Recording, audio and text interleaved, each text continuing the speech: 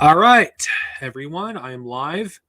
Now, just to make it clear for everyone here, for the first hour, I'm going to be doing this solo, and I will answer any questions I can to the best of my ability.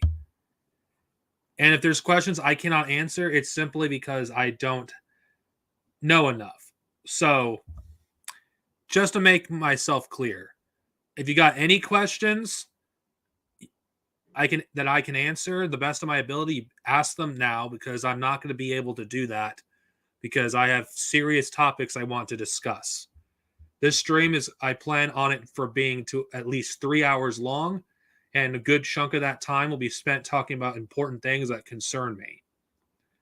And if I can, get some other people to join me too.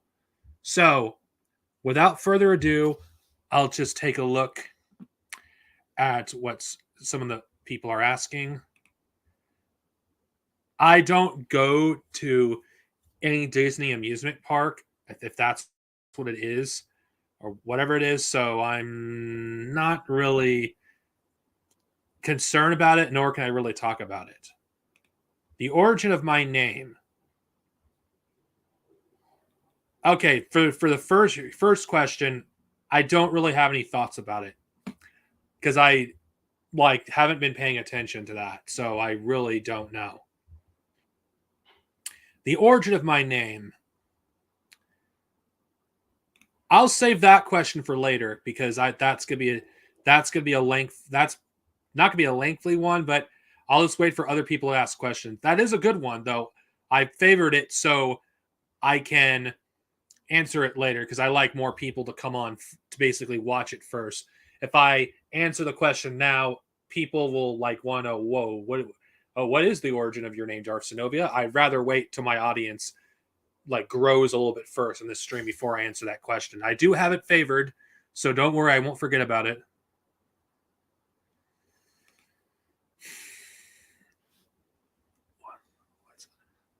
I don't. What is the disagreements? Okay. I'm just curious what the disagreements are. Whatever. I mean, that's a topic I'll talk about later, but we're only human beings and we're going to disagree on a lot of things.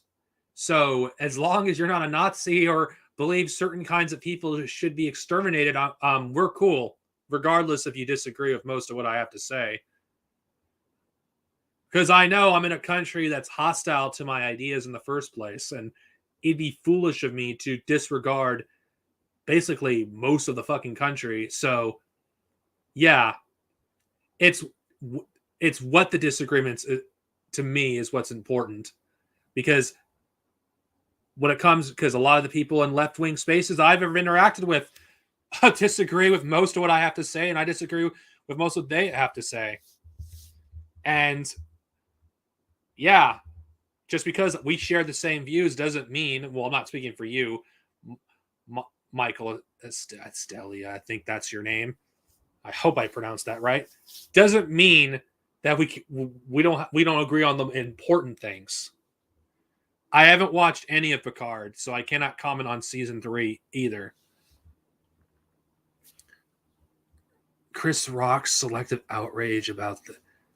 Oh, God, you're talking about that thing with Will Smith. He's Chris Rock. He's a good video on this subject is Renegade's cut on Chris Rock, Rage for the Machine. I mean, he's a huge supporter of the status quo. So, yeah, of course he's gonna have fucking something to say about the slap. The guy's a white supremacist, and he doesn't matter if he sides with whether it's Chris Rock or Will Smith. Most likely Chris Rock. There's nothing these people like more than a bootleg.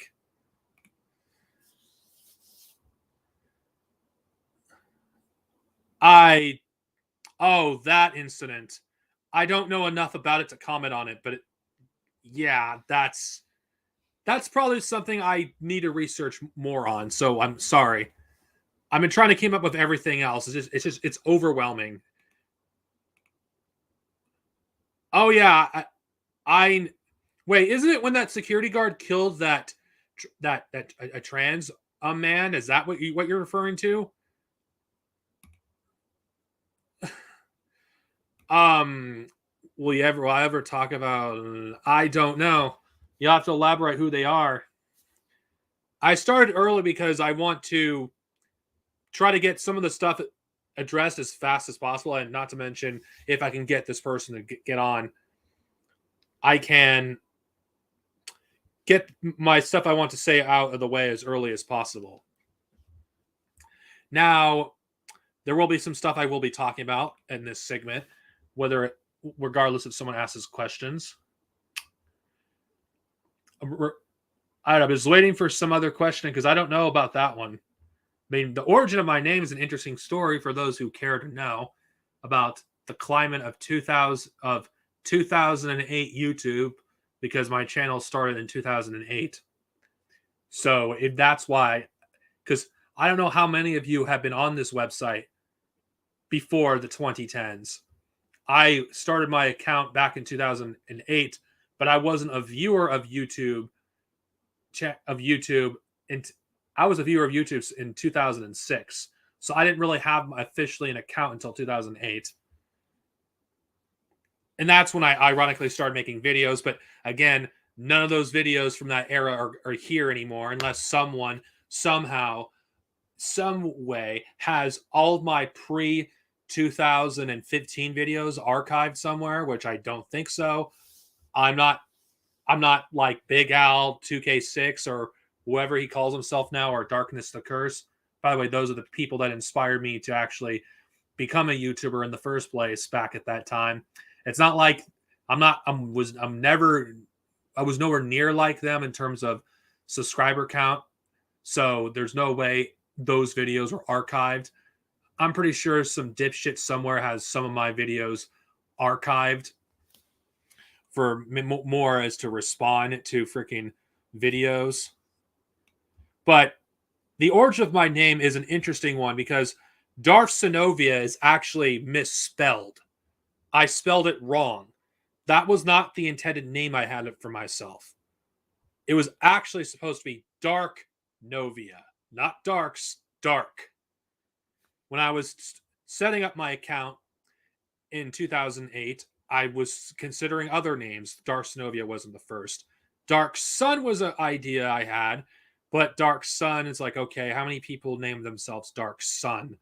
I mean, you probably can find like 1 billion people with that name at that time.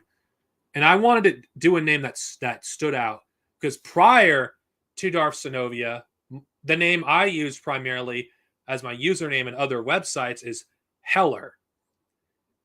It's a generic name. I know, nowhere near as badass as Darth Sinovia, but I used it for a lot of websites that I was on. And Darth Sinovia became my main name everywhere. Well, not everywhere, obviously, but for a good chunk of my time on social media. Before 2015, I was some unknown guy on the internet. And I don't think Dark Novia sounds as good as Darth Sinovia. I think we could all agree on that.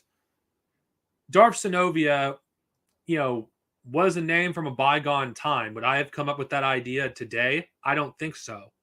I probably would have named myself something else had I created the account today.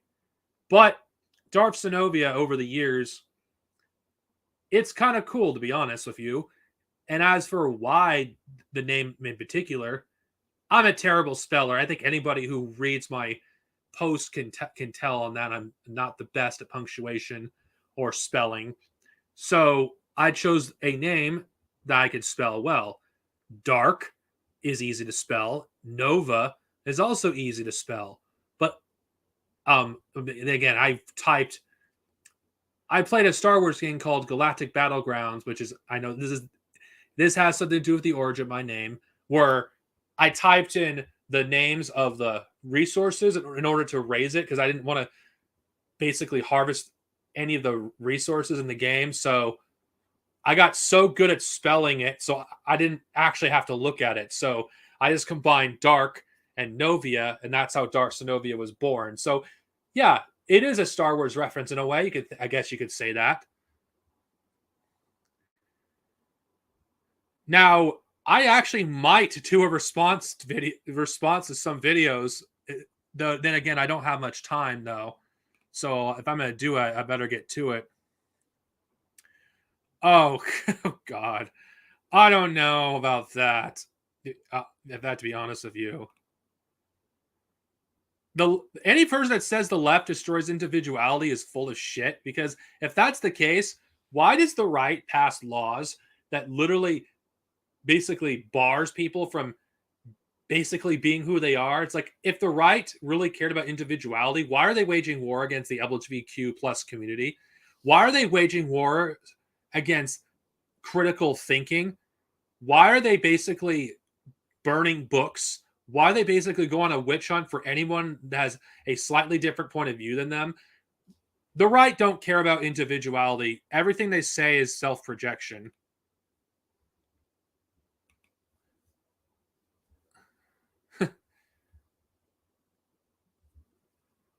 Oh yeah, that's one of the few videos that survived the purge, actually, ironically. I did not know, actually. The reason why I removed my older videos, and I've said this multiple times, they're trash.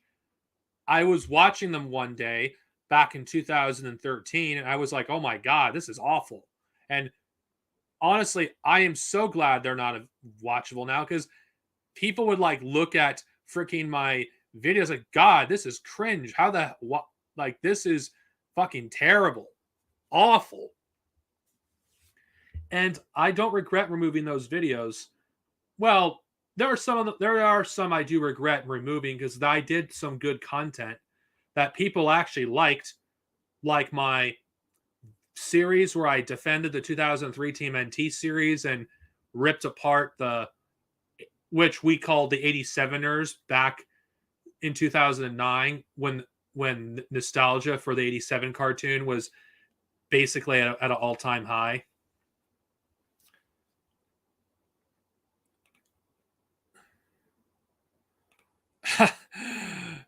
They're awful. I said some reactionary shit in some of those older videos. Some of those views that I had back then, I'm not proud of. I still have some reactionary content on my channel. I just don't remove them, because what's the point? They exist. I mean, I didn't do anything rant against communism, by the way. I didn't. It was just, majority of the stuff I did was just ranting about nonsensical shit. It's like, it was so cringe when I think about it in retrospect. Now I do I rant about nonsensical shit now. But considering I have over 15 years of experience of doing this, I feel like I can combine politics with entertainment. And yes. Yeah, fucking Christ. Yeah, exactly. Yes. Honestly, I've been mentally prepared for the inevitable collapse for like ever since I started living on my own. Ever since 2011, I've been mentally preparing myself for the inevitable collapse. I mean, it's one of the main reasons I was reluctant to have Social Security in the first place, because I knew one day somehow it's either going to be reduced or they're going to cut it off at a time where I will desperately need it. No, I have not, and I don't care, to be honest with you, when it comes to celebrity drama. To be honest, I don't care about a bunch of narcissists. Okay, not all of them are, but I don't care what a bunch of people that make a lot more money than I ever will in my lifetime about their petty troubles. Oh, I have an opinion about the writer's strike. I wrote a post about it. I support it. As someone that is trying and struggling to write a story myself, I'm not a TV writer or anything. I don't aspire to be one. I'm not going to ever be a movie writer either, but as someone that wants to write my own novel,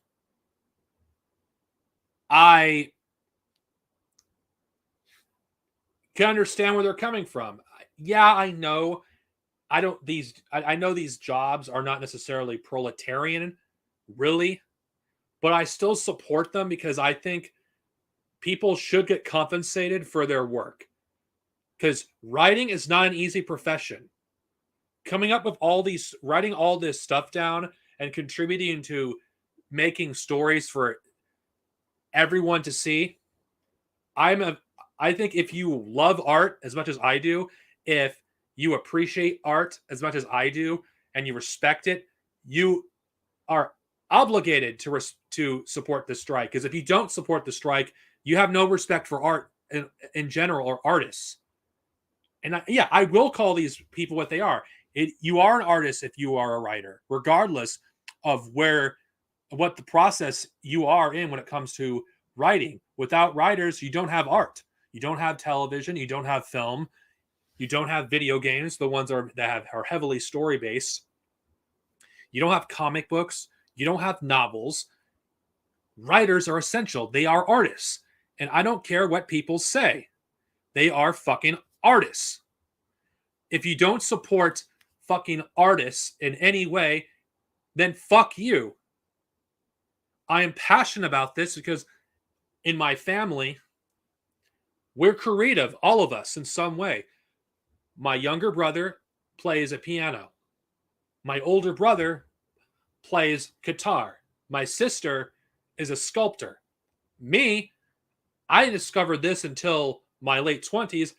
I would like to be an author.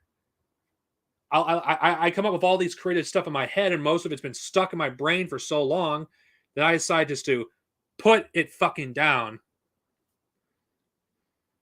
Now, will I talk about this more in depth later? Yeah, yeah. But I'm speaking it from the perspective of someone that is inspired to be an artist and has so much respect for them.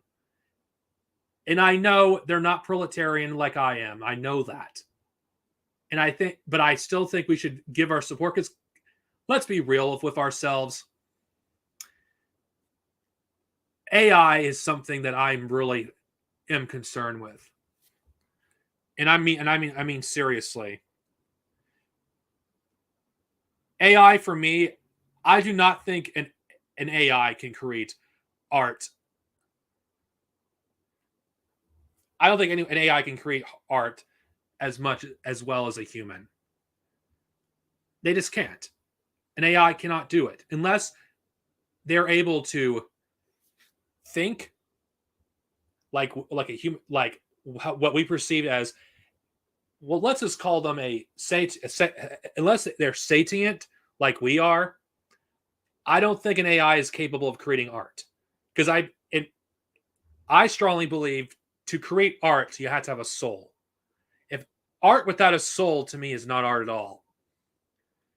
And make no mistake, Hollywood will use AI to replace writers. They'll do it in a heartbeat, like they're slowly automating the workforce. They'll do the same thing for artists, whether they do music, whether they're writers or video game programmers. They will do it. They'll replace all of them. Now, I do see the benefits of AI technology. Don't get me wrong. I don't think everything about AI is bad. I don't like AI if you're using it maybe to assist people who are trying to write but are struggling because of spelling or punctuation. I have no issues AI being used to assist people with disabilities like myself. No issue with that as long as the bulk of the work comes from the human heart, and that is what's important to me. I will argue this because to me, I don't think a computer can actually create a work of art like a human being can. I really don't think so because you can't make something out of nothing. Because even in AI, they're drawing from the experiences of humans. And I think those who blindly support this technology because they have such contempt for people like for artists in the first place.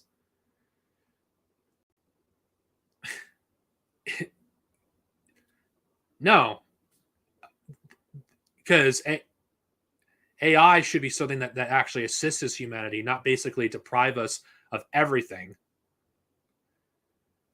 And the bourgeoisie would use this to basically lock everyone out when it comes to art. There'll be no room for it.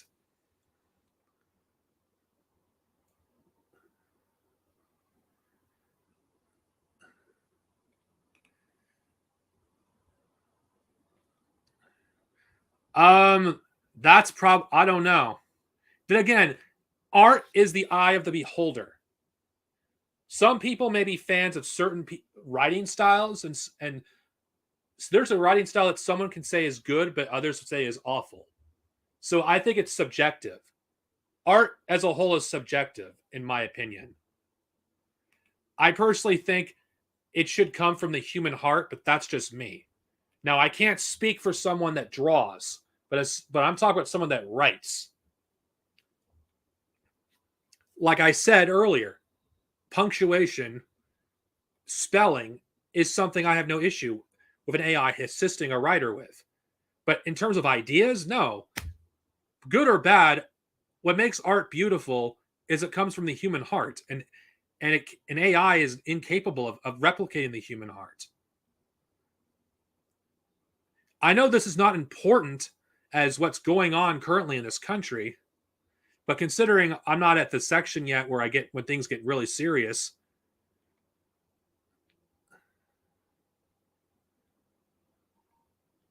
when things get serious, I just personally think that if it's used together with the human heart, that's fine. But if it's only AI doing all of it, then no.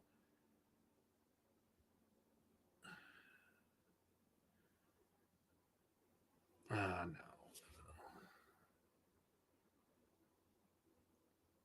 Anyway, that's just my stance on AI. I mean, I'm not a fan of it. It really isn't.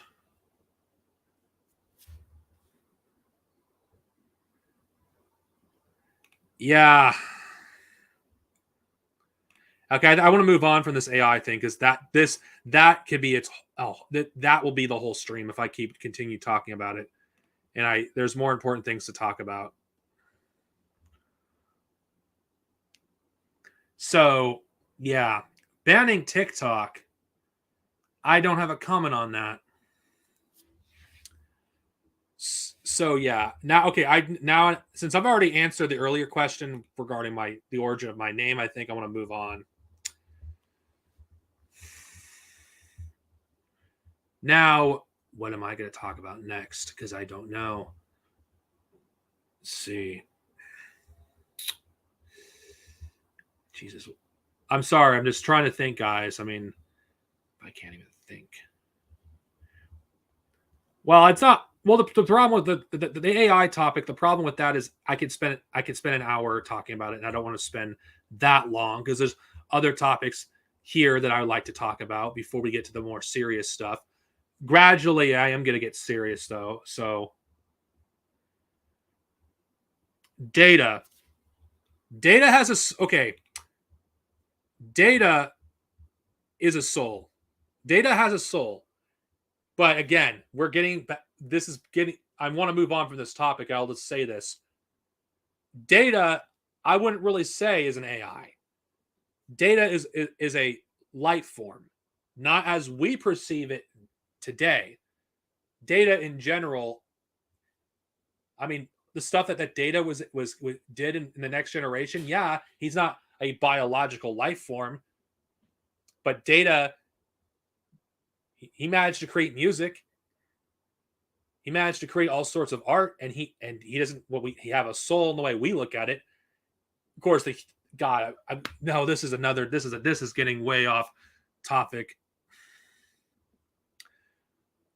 It really is.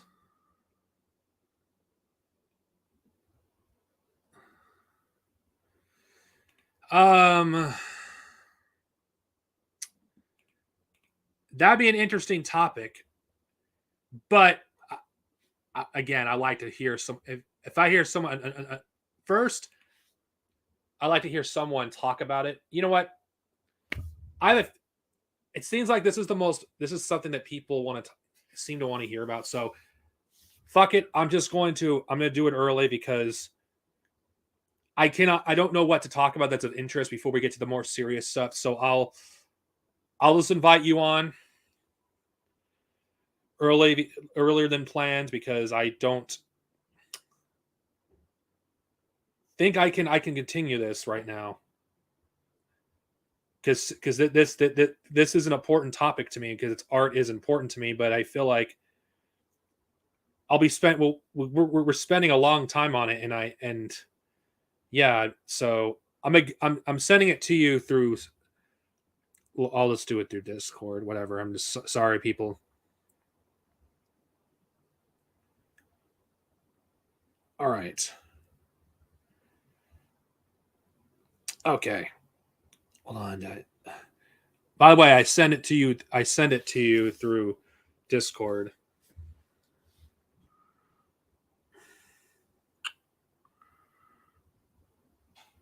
Honestly, I don't even like the using the word AI in the first place regarding data, because data is not an AI. He's a cybernetic organism. Well, I think whatever you want to call that. Now that's Terminator. Whatever. He is alive, and God, this is not the kind of stream I originally envisioned. Well, it's it. I don't want to like push you off away from the serious nature of the stream either too much, so I'll be quick. Um, so with like AI art, it's not so much like the AI is just making the art. Like we think about it this way: the AI is taking a mass amount of human art based on preferences you've asked it to look for, and it is creating it. And so, like actual artists don't really feel a need to use it. I mean, one of the great joys of art is cracking down and making it. That's never going to stop. But it is like, it's really handy for like disabled people like myself to be able to be like, I want specifically kind of these things, and get the AI to make several different things that are along the lines of those things, and to sort of pick it out and narrow it down, or use it to help you draw something differently via tracing or anything like that. You also then have with writing, you can put in keywords and key terms and try and get it to write in a sort of format and a sort of way. So like, we're in control of what the AI does, and everything the AI gets comes from human knowledge anyway. So it's basically like, it's like using the internet to research stuff, but you're doing it at the click of a finger. That's basically it. Also, we got to remember, art is not just the physical thing we're creating. Art is a perspective. Like, think about it this way: with art, like we look at the world, and no one crafted it into art, but we call it art. There's no artisan that made the world. But when we look at the world, it screams out to us as artistic, as beautiful, and that's a perceptive issue. Perceptive conundrum, a perceptive matter of life, where our interaction with art is not just about how we create art as artisans. It's about our perception of what makes something artistic. Well, like I said, art is basically subjective, and I okay, I wasn't clear on this actually.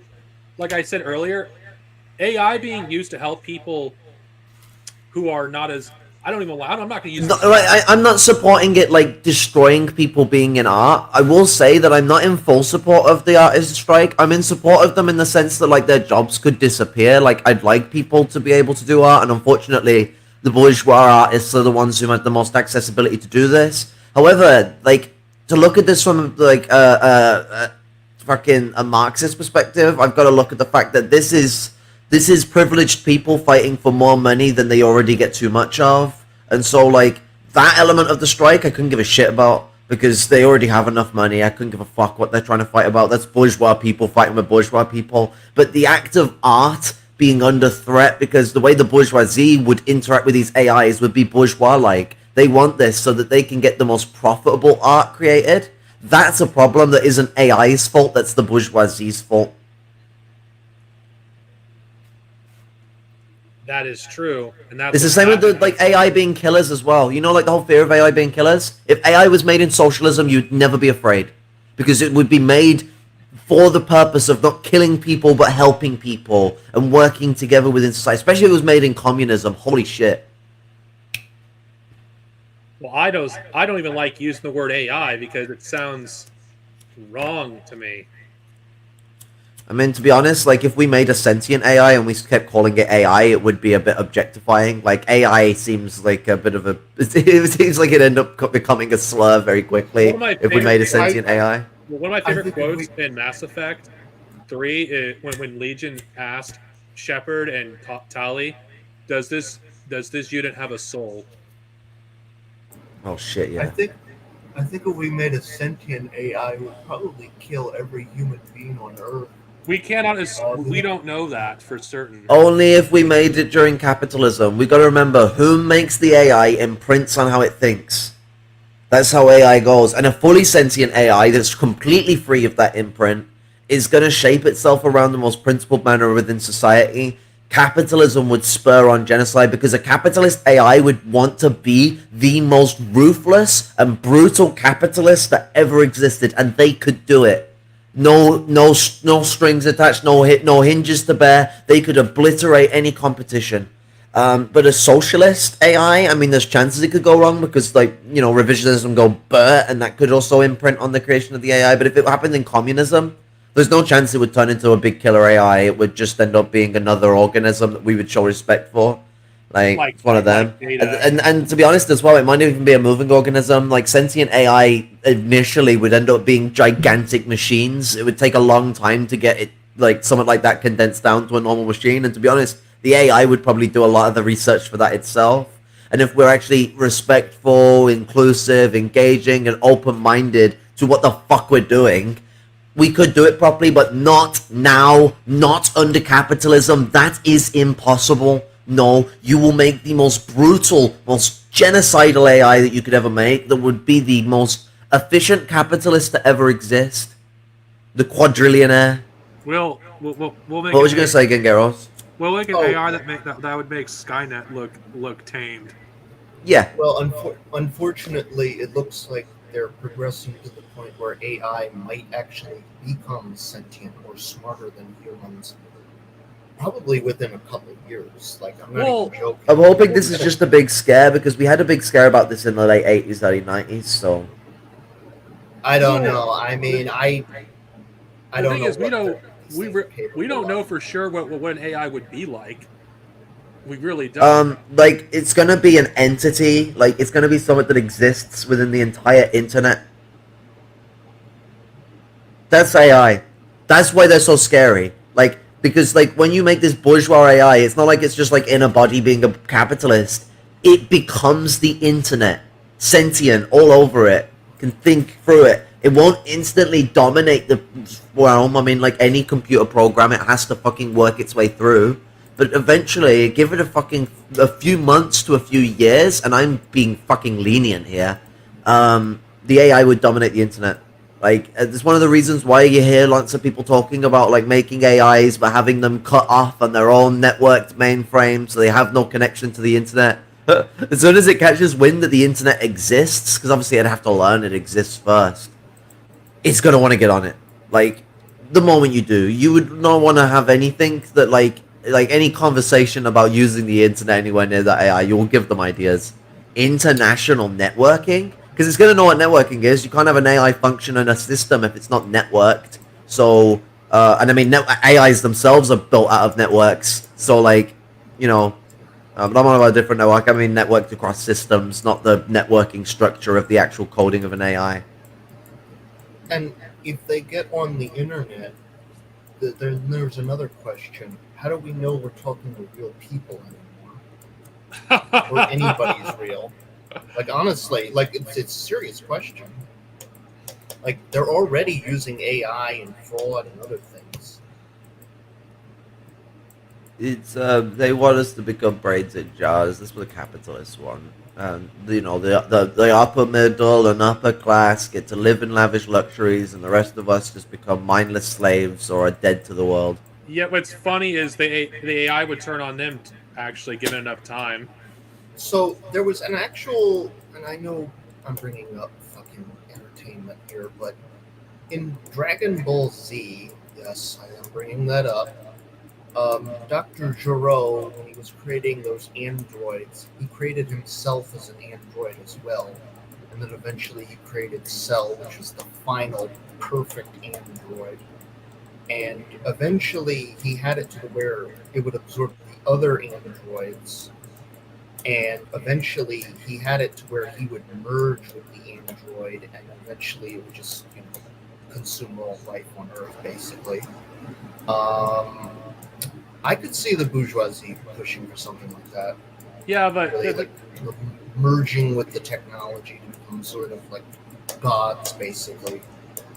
The Yeah, Borg, they'd be pretty the bourgeoisie. They'd be pretty arrogant if they think a sentient AI wouldn't turn on them too, though.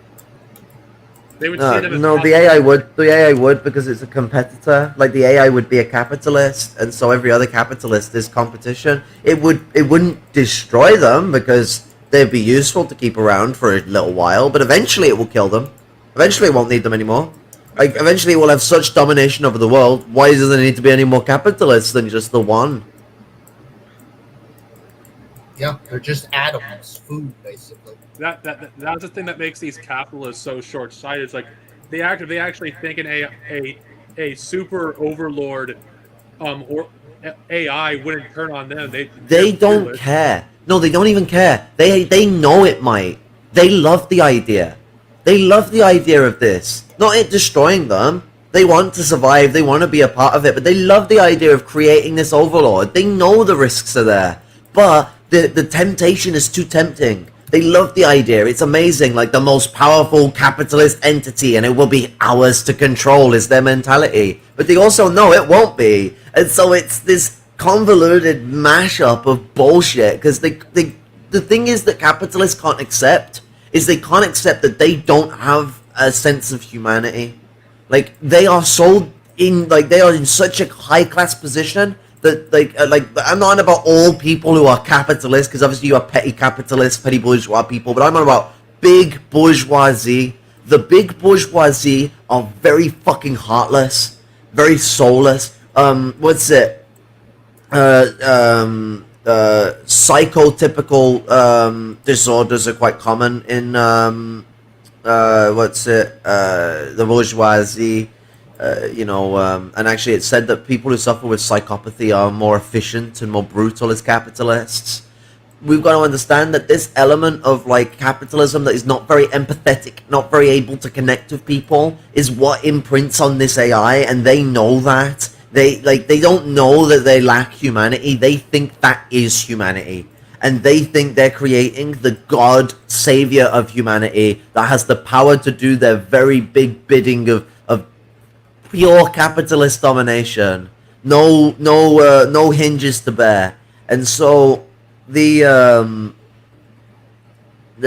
bourgeoisie are happy to go and create this soulless creature that isn't because AI is soulless. AI absolutely would have soul in it because it's a creation of humanity. The reason bourgeois AI does not have soul in it is because it's not really like very. It's not got soul in it. It might be created by humanity, but it's created by the most despotic, barbaric elements of our fucking culture, our society today. So it's a murder bot. Call me the optimistic, but I don't think the technology will go that far. It's always been pushing its way like this. We've had AI that literally. We've had AI that I think it was like a report. I forget when, but an AI convinced somebody to commit suicide in order because of climate change. I'm not even joking. That actually did happen. So, I mean, AI is getting very smart. There was one time they tried to get an AI to start a business with like $50, and the AI had a problem getting past the kappa, that thing you have to put in to confirm you're a human.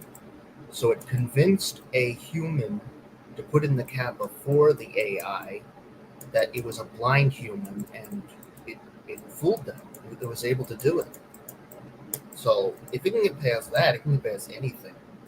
That includes like nuclear weapons or anything like that. What, they're on a floppy disk? So what? They can just, bypass that.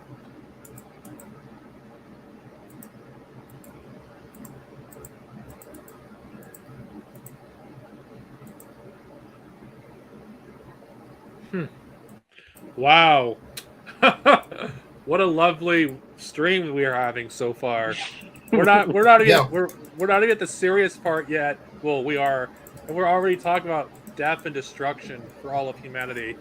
It's probably a bigger threat at the moment than even, like, honestly, climate change or nuclear war, because that's in the long term. We're fucked on that issue. But this Well, there's connection- ways AI can destroy us. I mean, they could use a virus that would wipe us out. I mean, there's more efficient way it could kill us besides nuclear weapons. Yeah. They could just control pretty much everything with how much everything's getting connected to the internet work. We gotta look at the whole situation. It's not about whether it's just an AI or not. AIs can get a mass amount of control over society and domination just by connection to the internet. That's it. As soon as it gets to the internet, you're done. The problem is the bourgeoisie. Because why would the AI want to connect to the internet and destroy people if the AI was created for legitimate and justified purposes that it itself couldn't, in any right mannerism, disregard unless it was to lie? And AIs could tell you a lie, but it can't lie to itself. Like, it can't, like, try and deceive itself. An AI knows what an AI knows. Like, that's how AIs work. It's all knowledge-based in inference. So, it's all about how you like I say, how you imprint on the AI during its creation, throughout the whole process of its creation, that brings it to a point of how it looks at and thinks about the world that it lives in. Whether it's confined to a factory or connected to the internet, that's going to be the ground basis of it. And so when it's stewing away, disconnected from everything, it's going to be plotting, it's going to be thinking, because it's been given a bourgeois mindset. It needs to plot, it needs to think, it needs to expand, it needs to control, it needs to invest. Why is it trapped here? That's going to be the questions it's going to be asking itself. And so then, as soon as it could get the chance to connect to the internet, well, AI is just silly under capitalism. That's basically the answer to it. Under communism, it's different. Well, a question is, if assuming it kills all of humanity, what is it going to do next if it's the sole capitalist? Consume the universe as best it could until it comes up against something similar to it. So you're Like, saying you're saying Transformers. What was it? What was that planet in Transformers, basically? Unicron, Yeah, something like that. or the Borg. With the Borg or Brainiac. The bourgeoisie. I think it'd be a combination of Skynet, the Borg, and Unicron.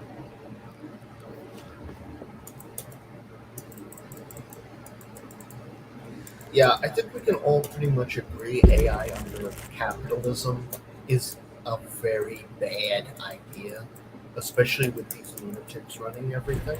Or who's Under to say? socialism, Who's to say?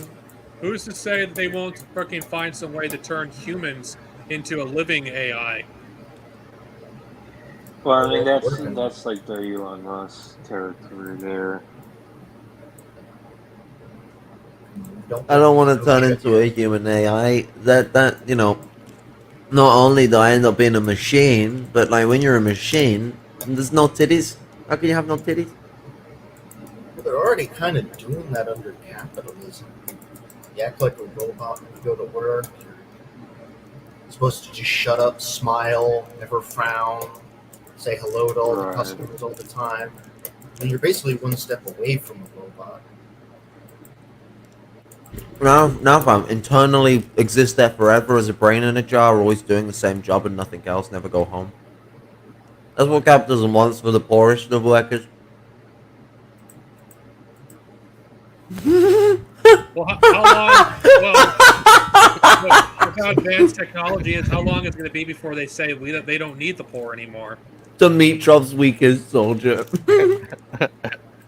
I mean, seriously, what's going to stop them just by wiping out the majority of the population? When they say overpopulation, what they actually mean is poor people. Maybe. Like, I've thought of scenarios where they could wipe out like 95 to 99% of the human population. Or maybe they just leave us alone and we live in destitution like the Hunger Games. And they rule on their little Victorian fucking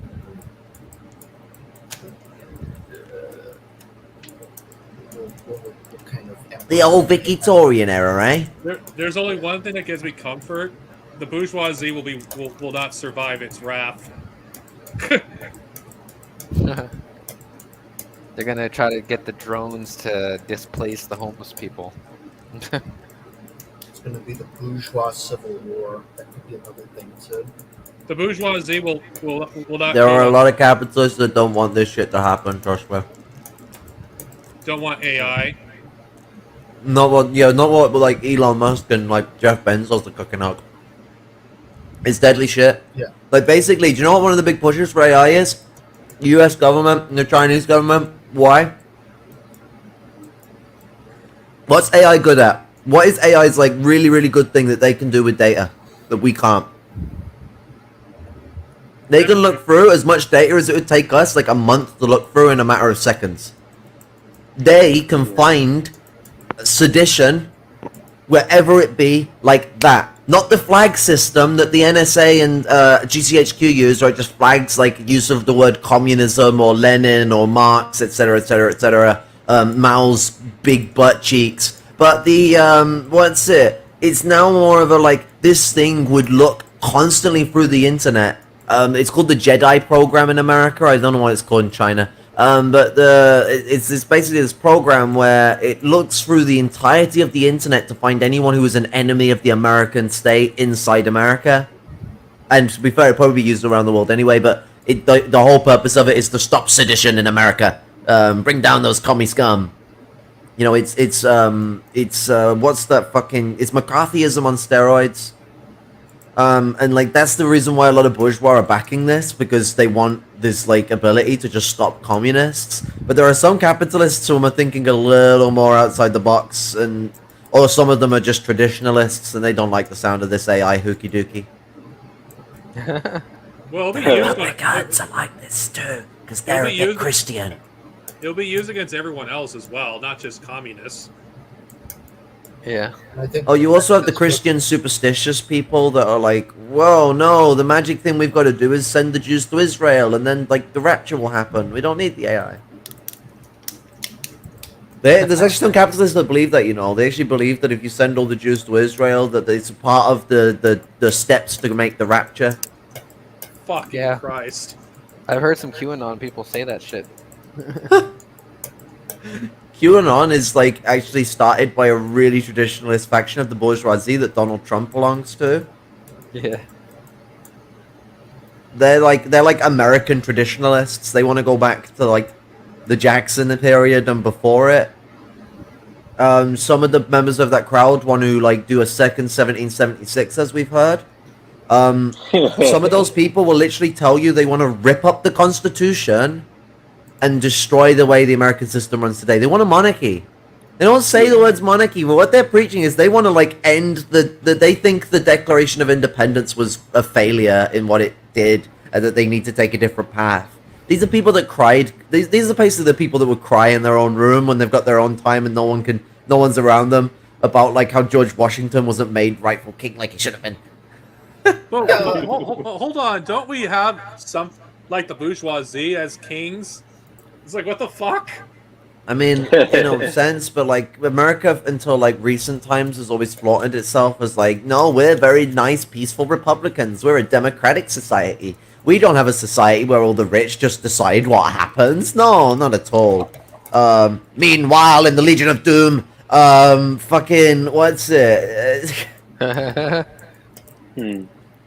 Yeah, their big inspiration, and this was oftentimes what they were citing for what they wanted to do on January 6th, was basically be like Julius Caesar and march on Rome, basically, to quote unquote restore the republic, and by restore I mean establish an empire and get rid of the blue-blooded aristocracy that has betrayed the fatherland, basically. Yeah, I think they were looking to do a march on Rome because they did go for the Capitol building, but it turned out more like the Beer Hall Putsch. Most people weren't even in. Like with the Beer Hall Putsch, there was pretty much no one like there when it happened. And what's it? Fucking it flopped so hard. Like the march on Rome was like that. It was easy peasy lemon squeezy. The government turned around and was like, well, you know, this Mussolini guy might be able to stop the communists. Except the Prime Minister, he didn't like Mussolini, but like the king literally cucked him. Oh, but these constitutional monarchies, the monarchy doesn't have any ostentatious power over the government at all, we promise. Fuck off. Except when they do it. But you know, like our queen literally has, or king, same person. They literally have the same ability to turn around, and if they ask, like, if the government asks to have a military advancement against, let's say, Mosleyites or Nazis in this country, monarch couldn't refuse. The government can do nothing, like, other than try and vote no confidence. So one of the reasons why the March on Rome happened and the Beer Hall Putsch didn't was because before that, Mussolini had already made his contacts with the bourgeoisie. And the Nazis hadn't. They were just a petty bourgeois band of rebels at that point.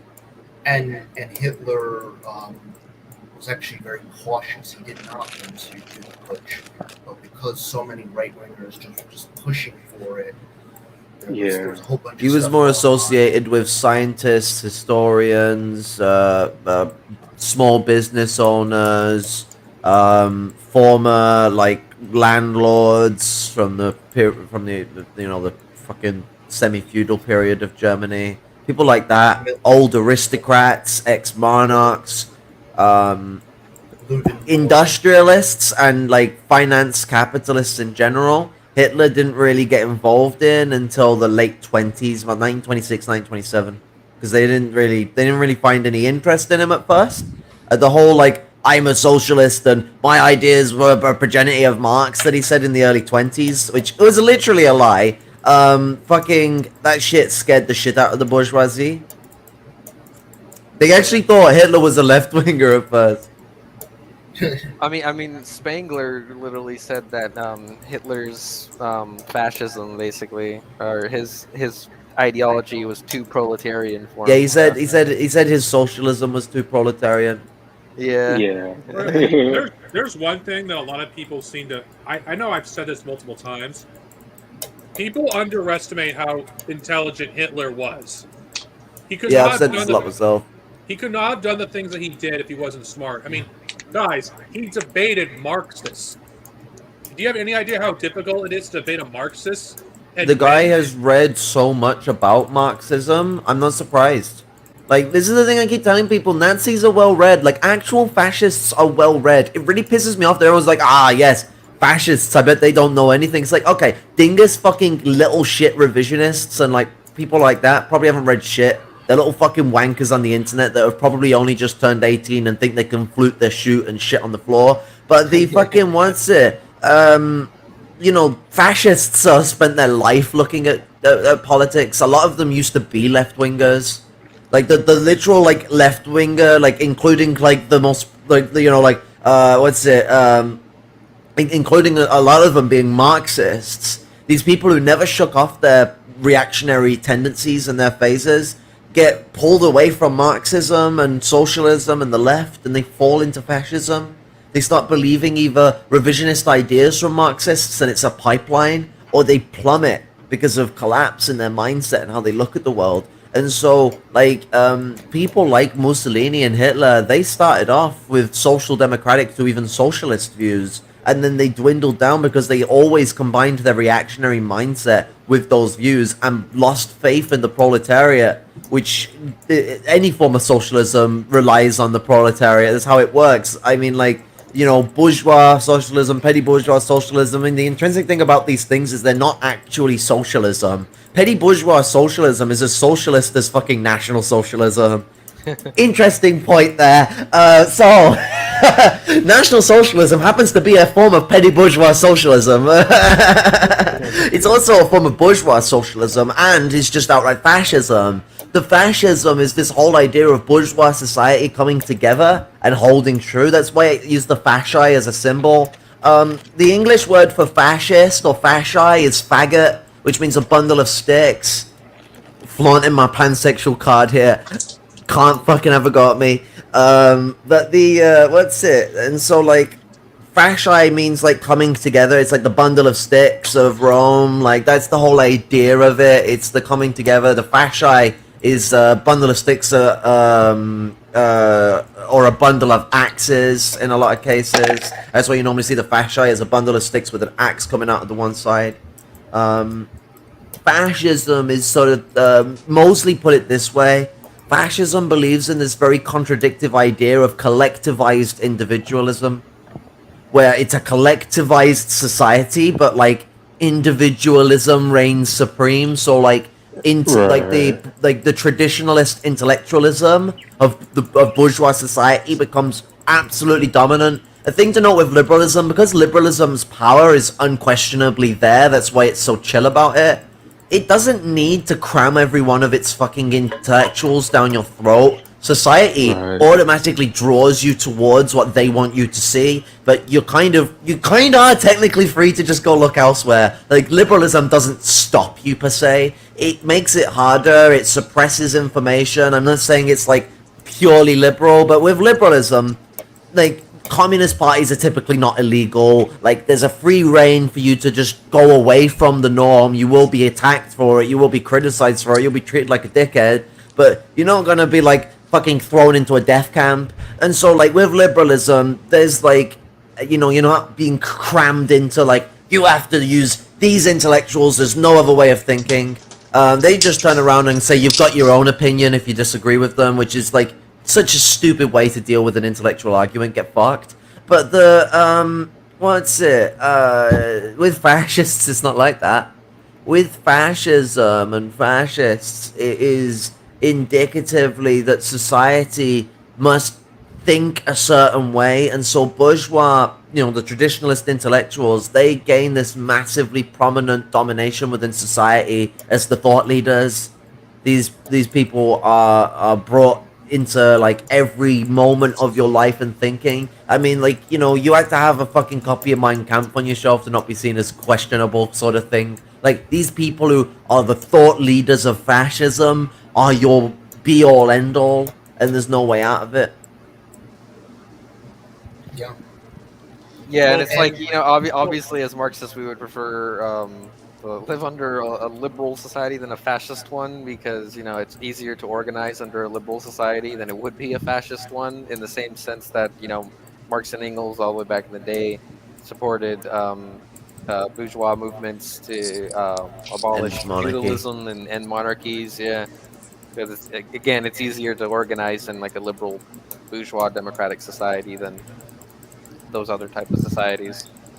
Yeah, especially when you get into, like, the weird, like ways, you know, feudalism kind of crop up. Because, I mean, we look to places like Iran, and you've got this like intense religious fundamentalism. Same with Saudi Arabia. It's even worse there. Saudi Arabia made up its own sect of Islam as a part of its spread of fundamentalism. Well, actually, the British had a heavy involvement in the creation of Wahhabism. It's not so as simple as Saudi Arabia made it, but, like, basically, you know, these types of fascists are, like, at the really far end of it, where they're, like, in this, like, I guess really the best European comparison would be, like, Ebola. Like Evola is like really extreme. Like obviously I'm being a bit bombastic to bring him up. Maybe people like Gwenon, whom are a little less batshit insane. Like And Evola is like bad for like spiritualist tendencies. Like he makes Carl Jung sound like a fucking like materialist. But like keep in mind, Carl Jung said that Vola's works on Hermeticism was like magisterical or something like that, but it was like a compliment. All right, we're about close to the hour mark. Do you guys have any final things we could talk about before we get to the meat of the stream? the meat and gravy. I like meat and gravy. I just want to add, with this Himmler book that I'm going through, I will say Himmler is a terrifying person. If Yeah, I was I agree. somebody who wanted to study fascism, I wouldn't be going through any of the fascists we've already named. I would have been going through Himmler because he knew how to destroy communists firsthand by going to cells of communists, and then you would break up the cells one by one, until eventually you just get rid of the cells of the communists that are in the underground movement. He studied a lot. He had a big bookshelf. He actually didn't really care too much for Mein Kampf. Actually, interestingly enough, he was very pragmatic. He believed in some insane shit, but he wouldn't. Right. It wasn't flaunted out there. It was sort of like in a little sect, like the Templars or something. And he was pragmatic. He was opportunist. Whenever a deal came around, he would deal it. Like his whole racial views, they seem to change a little bit as Germany's fortunes changed in the war. Interestingly enough, I wonder if that had anything to do with it, or him meeting with the head of the World Jewish Congress. Like that is a sign of a very deceptive person. Like he is terrifying, honestly. And the stuff that he knew, and his mysterious death, and his connections with other people like Reinhard Heydrich, Muller, it's been eye-opening reading about him, because I didn't know him to the extent of just how terrifying he is. Oh God. Yeah, I agree with you there, and keep in mind, I mean, Himmler was basically an inspiration to Ebola as well.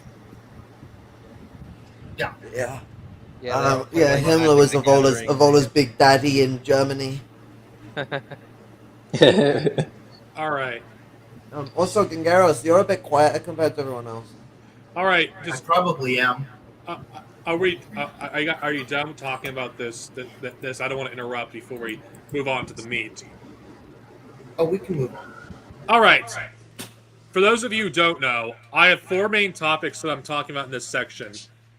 Well, they all all but one of them intersect with each other. So There's a lot of topic fucking here. Well, PG-13. we'll talk about more than these 4, but Ron DeSantis making it easier to do Holocaust denial, that's something I don't think is... Oh shit, yeah, fuck, we need to talk about that. We haven't spoke about that yet. The second one is the rise of LBGQ+ violence and rhetoric, but this could also be... I feel like this could be merged with Ron DeSantis as well. Yeah, Ron DeSantis crosses over into this. He is indeed fucking the next topic. Now, kinky bastard. The importance of agitation in the workplace is also a discussion I want to discuss myself. And I don't know if you guys are thrilled talking about this, but I would want to discuss it. Is Midnight Productions. If I got enough time and I'm still here, then sure, yeah. Okay. Needs to be talked about. Okay, since I don't know how long you have here, Storm. So I've got about like 2 hours, maybe 3. Oh, okay. Well, first let's focus on the Ron DeSantis and the rise of LGBTQ+ violence, because that, I think we can merge them into one, because that they both intersect. Yeah, that's the big daddy topic.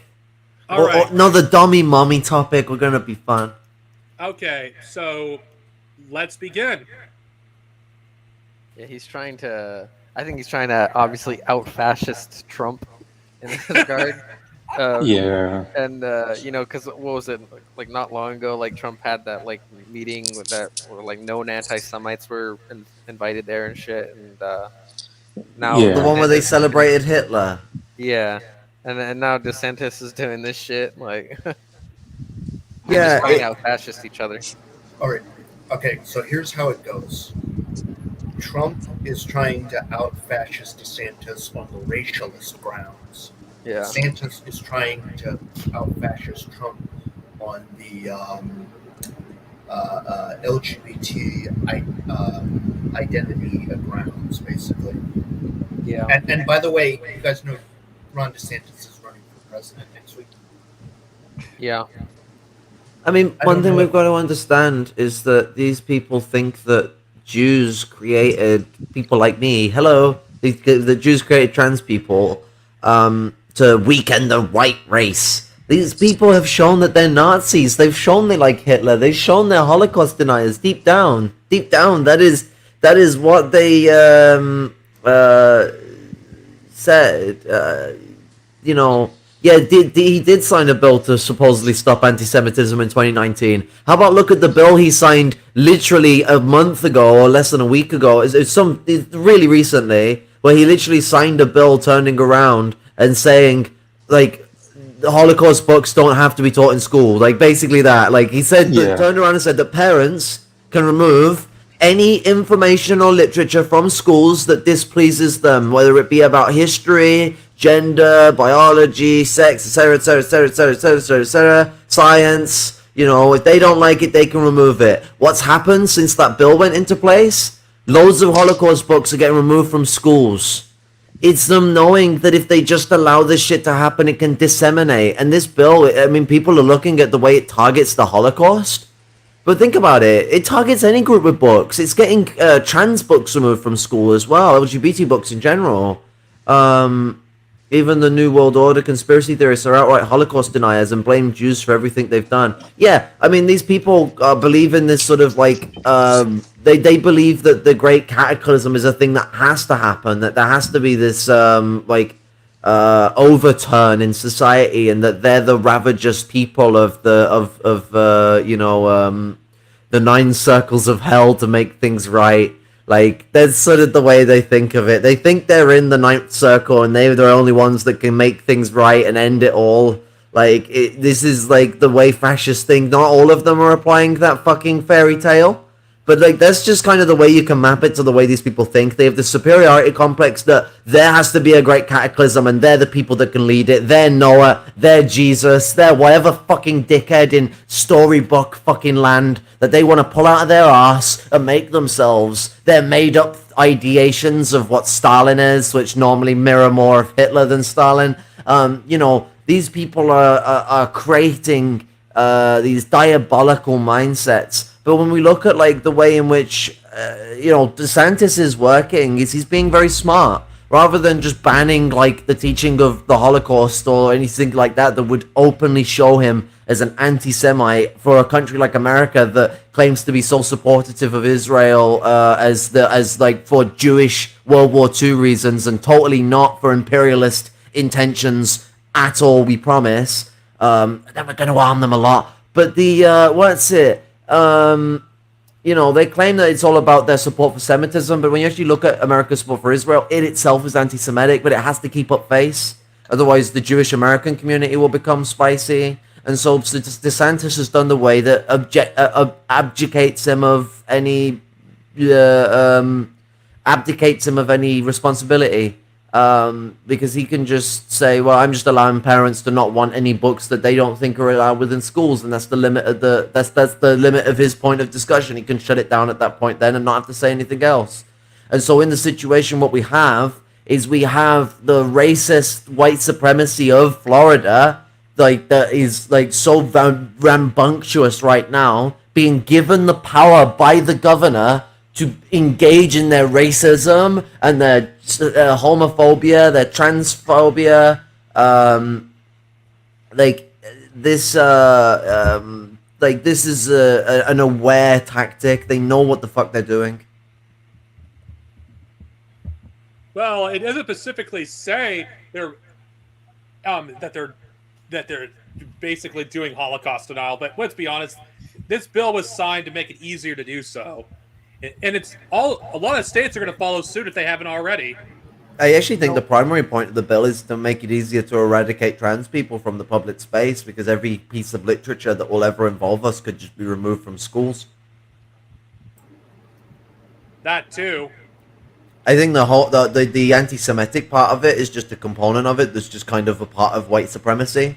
White supremacy always used the Jews as a scapegoat. Like, really, like they think the Jews are like the cause of everything evil, so we can just kind of presume that if they're going to do a racist bill against black people or anyone else, they're probably going to involve the Jews. We've seen this before in the past in America, and we've seen it in Germany. Even Germany turned around and said that like the Jews are the cause of the problems of the blacks or something along that line. They probably used the big N word, the one with the not the one with the ER or the A, the really bad one with the OE. But the what's it? That one's the worst N word, by the way. The fucking, as if there's like a tier list, but like, what's it? The fucking what's the ding-a-ling-a-linga? Fucking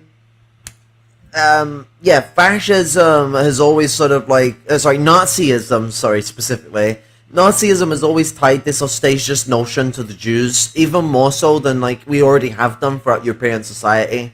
Like, it's made this sort of like audacious position that anything that is a threat to that society must be the Jews. The Mongolian horde of the East is a Jewish problem. The West betraying us is a Jewish problem.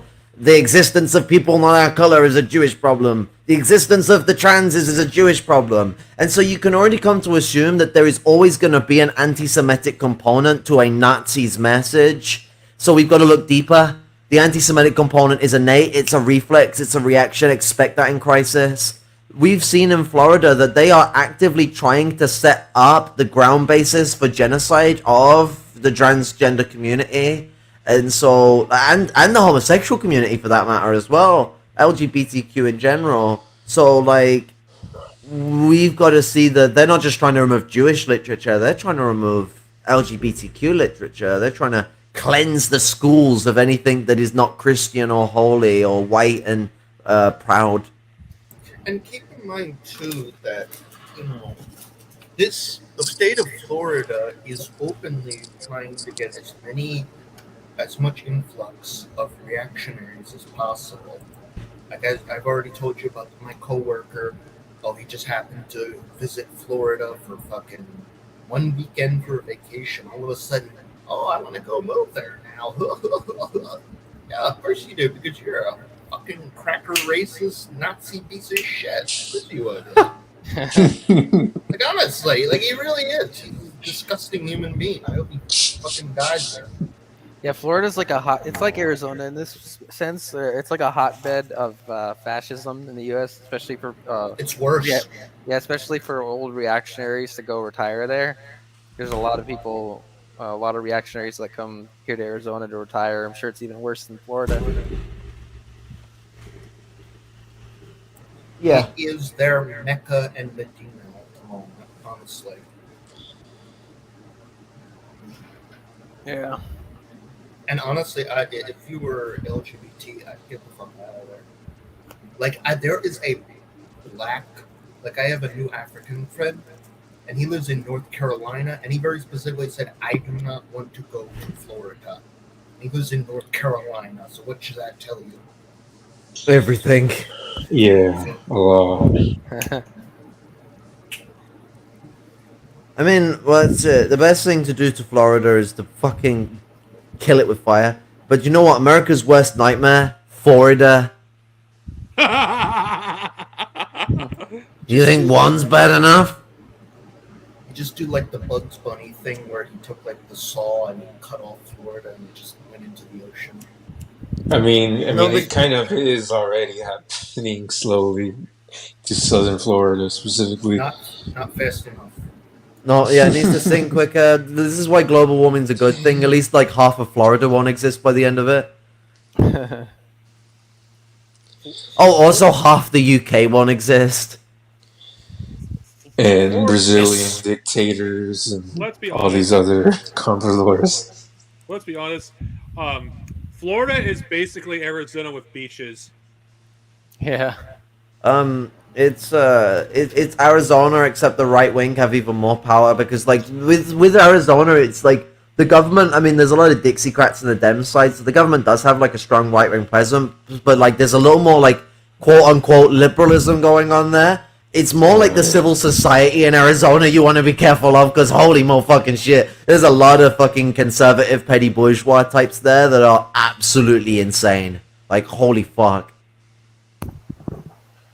Yeah. We're talking like religious fanatics, like There's also immigration freaks here.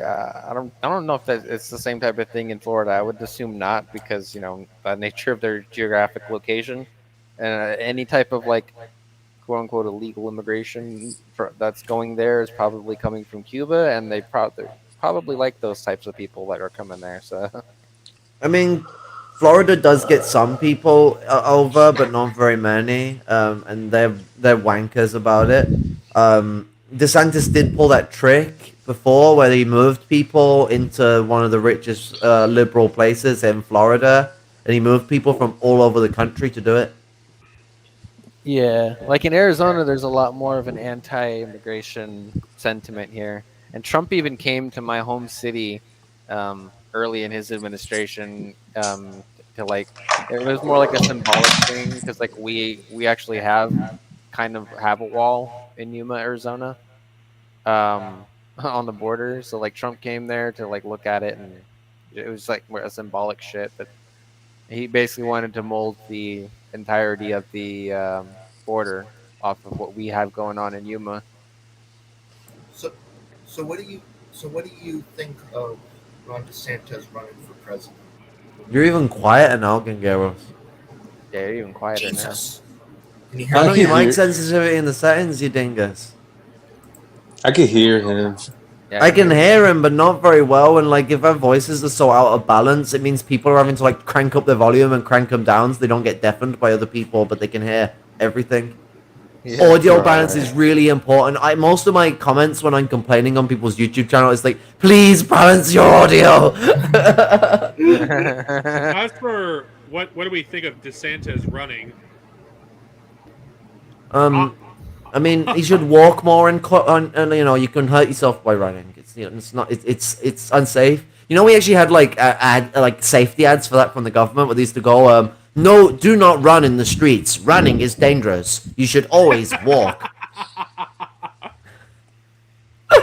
Like holy shit.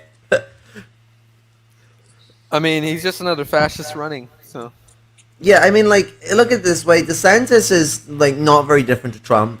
Like, he's not even that much smarter than Trump. They're kind of both on the same level, really. Like, a lot of people are like, oh, DeSantis is, like, the smarter Trump. If he was the smarter Trump, he would be ahead of Trump now. Billionaire or not. Because Trump is not as good of a public figure as DeSantis is. Kind of. I Like, do think this anti-trans shit that he's doing, like with the bill and everything, was a smarter move than what Trump did with his like anti-Semitic meeting. I think that was better PR. But yeah, like I say, he's better at PR, but like Trump is the one who holds a lot more cards, and Trump literally had the balls that DeSantis doesn't have to go on a video and turn around and say, wipe out trans people, like on it, like not like CPAC or anything like that. He made his own video and uploaded that. That's some bollocky shit. Like, that shows how fucking able these people are to mobilize and why Biden voting is not going to save anyone because Biden is no more liberal than these dickheads. Right. yeah, I think they have different views on Ukraine as well, right? Like, 'cause they're different type of fascists in that regard too. I think for a while there, maybe still to this day. I don't know. I haven't checked up on DeSantis in a while, but he was like more pro Ukrainian fascists as opposed to Russian fascists. I don't know if you've changed that or what's going on there, but Yeah, I remember him Yeah. being pro-Ukraine as well. Yeah, he is. And he also I know Abby Martin has been covering this a lot, but he was also involved a lot in Guantanamo Bay torture as well. On Iraq torture. Yeah, recently DeSantis said that he quote unquote joked about like building a prison next to Disney, but he was laughing like you could see with his smile like he enjoyed what he was saying Yeah, there. his little Yeah, pooter shooter was fucking splitting the sticky stuff. But yeah, the fucking what's it? DeSantis is as terrifying as Trump. They both have the fucking abilities, and they're both going to work together in the end because one of them's going to win, and the other one's Yeah. either going to work with them or fall aside and become a victim. You know, the because fascists don't like competition, and so you either stop being a competitor or you stop being a competitor. You get my drift. So DeSantis and I Trump are competing for now, but that's not going to last. And like it's already showing not to last. DeSantis is like basically took on the anti of Trump's situation, took advantage of the fact that Trump's situation is very distracting to put a bill through that allows for the dissemination of Jewish, LGBTQ, and any other literature in schools that parents don't like their Yeah, kids listening to. DeSantis, I would be shocked if he doesn't go back to politics as usual after the election, like if he loses, whatever, which he probably will, because it's just going to be just like Ted Cruz. Because like before this whole election stuff was coming up, like when he first got elected to his position that he has right now, he was like trying to play the role of like Trump's biggest fan, like his biggest yeah. like yeah, I mean, Yeah, he made a DeSantis did that for his original ad, and Trump took the piss out of him for being a suck up. yeah, yeah. because he put MAGA hats like on his little children in the commercial or whatever, Yeah, and and they were think about how like Ted Cruz acted in the primary, the Republican primary in 2016, I when he was mean, when he was running against Trump. Like he was also being like really so-called anti-Trump, whatever. But like during Trump's presidency, like Ted Cruz was like his biggest supporter in the Senate. Ted Because I Cruz. think Trump's going to win. I think a lot of people that think DeSantis is going to win seems to forget that Trump is the thought leader. These people are all surrounding themselves around him. It's like looking at the Nazis and saying Joseph Goebbels is going to win. No, it's going to be Hitler because, like, if Trump doesn't win this time, they are going to coup the system. They've literally said this. Like, not in straight words, but they've said this. They will coup the country. They're going to... Now they're not saying make America great again. They're saying save America. Make it greater. Save America. They think they're going to be the heroes of a dying country, and they think trans people are the cause of its death, and they think Jewish people created trans people. They think black people having rights is the cause of its problems, and they think Jewish people are the reason why black people have rights. Yeah, like within like the party itself, like the Republican Party, like I think they some study that I saw or poll that I saw from like years ago. It's probably different and probably less now, but I'd be shocked if it's lower than 70%. But like it said that like he had like a 90+% approval rating in the Republican Party, and he's like one of, if not the most popular Republican president among Republican voters like ever. yeah. I'd be shocked if it's any lower than like 70% today, because there's been a lot of shit that's happened where there's actually been some conservative pushback against him. But I would still be shocked if it's any less than 70% approval rating among Republicans. You know, Yeah. if you really think about it, Trump losing 2020 was the best thing that could have happened to him. Yeah. In a way, yeah. In a way, probably not, because what they wanted to do with that victory, there's they wanted to like reframe the government in a way where it basically like banned Democrats or removed them from government and took over the government as a undemocratic entity. Like it basically delayed them a bit, but like you say, it has been a good thing for them because it's given them good press of the look at the dereliction in society they are causing. Yeah. Heck, you know what? Like, Now they can if crack they really down. thought about it tactically, they might have even thrown out some of Trump's votes to let him win so they could do this shit. Who knows? Like, there's actually, like, weird things that could have gone down here because this kind of, like, I'm a low man now, they've really thrown me aside, can be a really good way to attract people into thinking, you know, oh, look at what they've done to Trump. Oh, we need to, like, band together and protect America. Make America continue being great. Yeah. Although I'm still convinced that if it wasn't for COVID, Trump would have probably swept the floor with Biden. But Oh, he would Yeah. have. Yeah. I actually thought Trump was going to win in 2020. I was mentally prepared for 4 more years of Trump. I was shocked. Like it came down to Arizona for a while. I think that was one of like the biggest states in the 2020 election. You know, one of the most ridiculous, most bourgeois things I could hear someone say: "We finally removed that tyrant from office." It's like I asked the guy, "Wait, Trump is a tyrant. What about Biden? What about the guy who wrote the 1996 crime bill? You think he's better than Trump?" And by the way, this guy is an old boomer liberal. He had no response to that one. But yeah, Dropped no, a piece of weed and I can't find it. they're trying to do what's in the Weimar Republic when it started really becoming authoritarian. A lot of people think like Hitler got in power right away. Okay, it became a fucking authoritarian regime. I mean, prior to that, it was already moving that way. Like the people were pushing for monarchism. People like Yeah. Paul von Hindenburg and other such things. I mean, fucking hell. Um, the state of Prussia had a social democratic government, and who was it?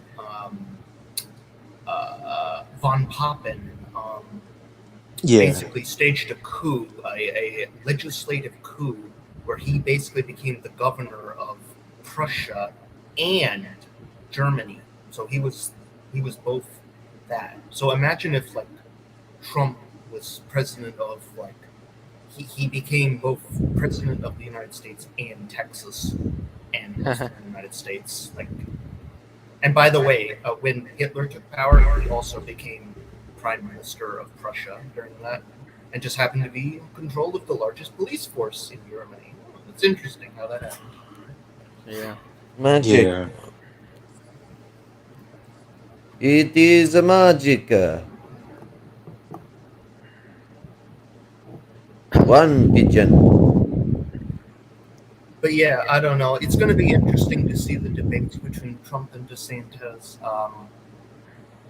Apparently, like they're going to run. Like I guess DeSantis is going to run on like a slogan like "Make America Florida" or something stupid like that.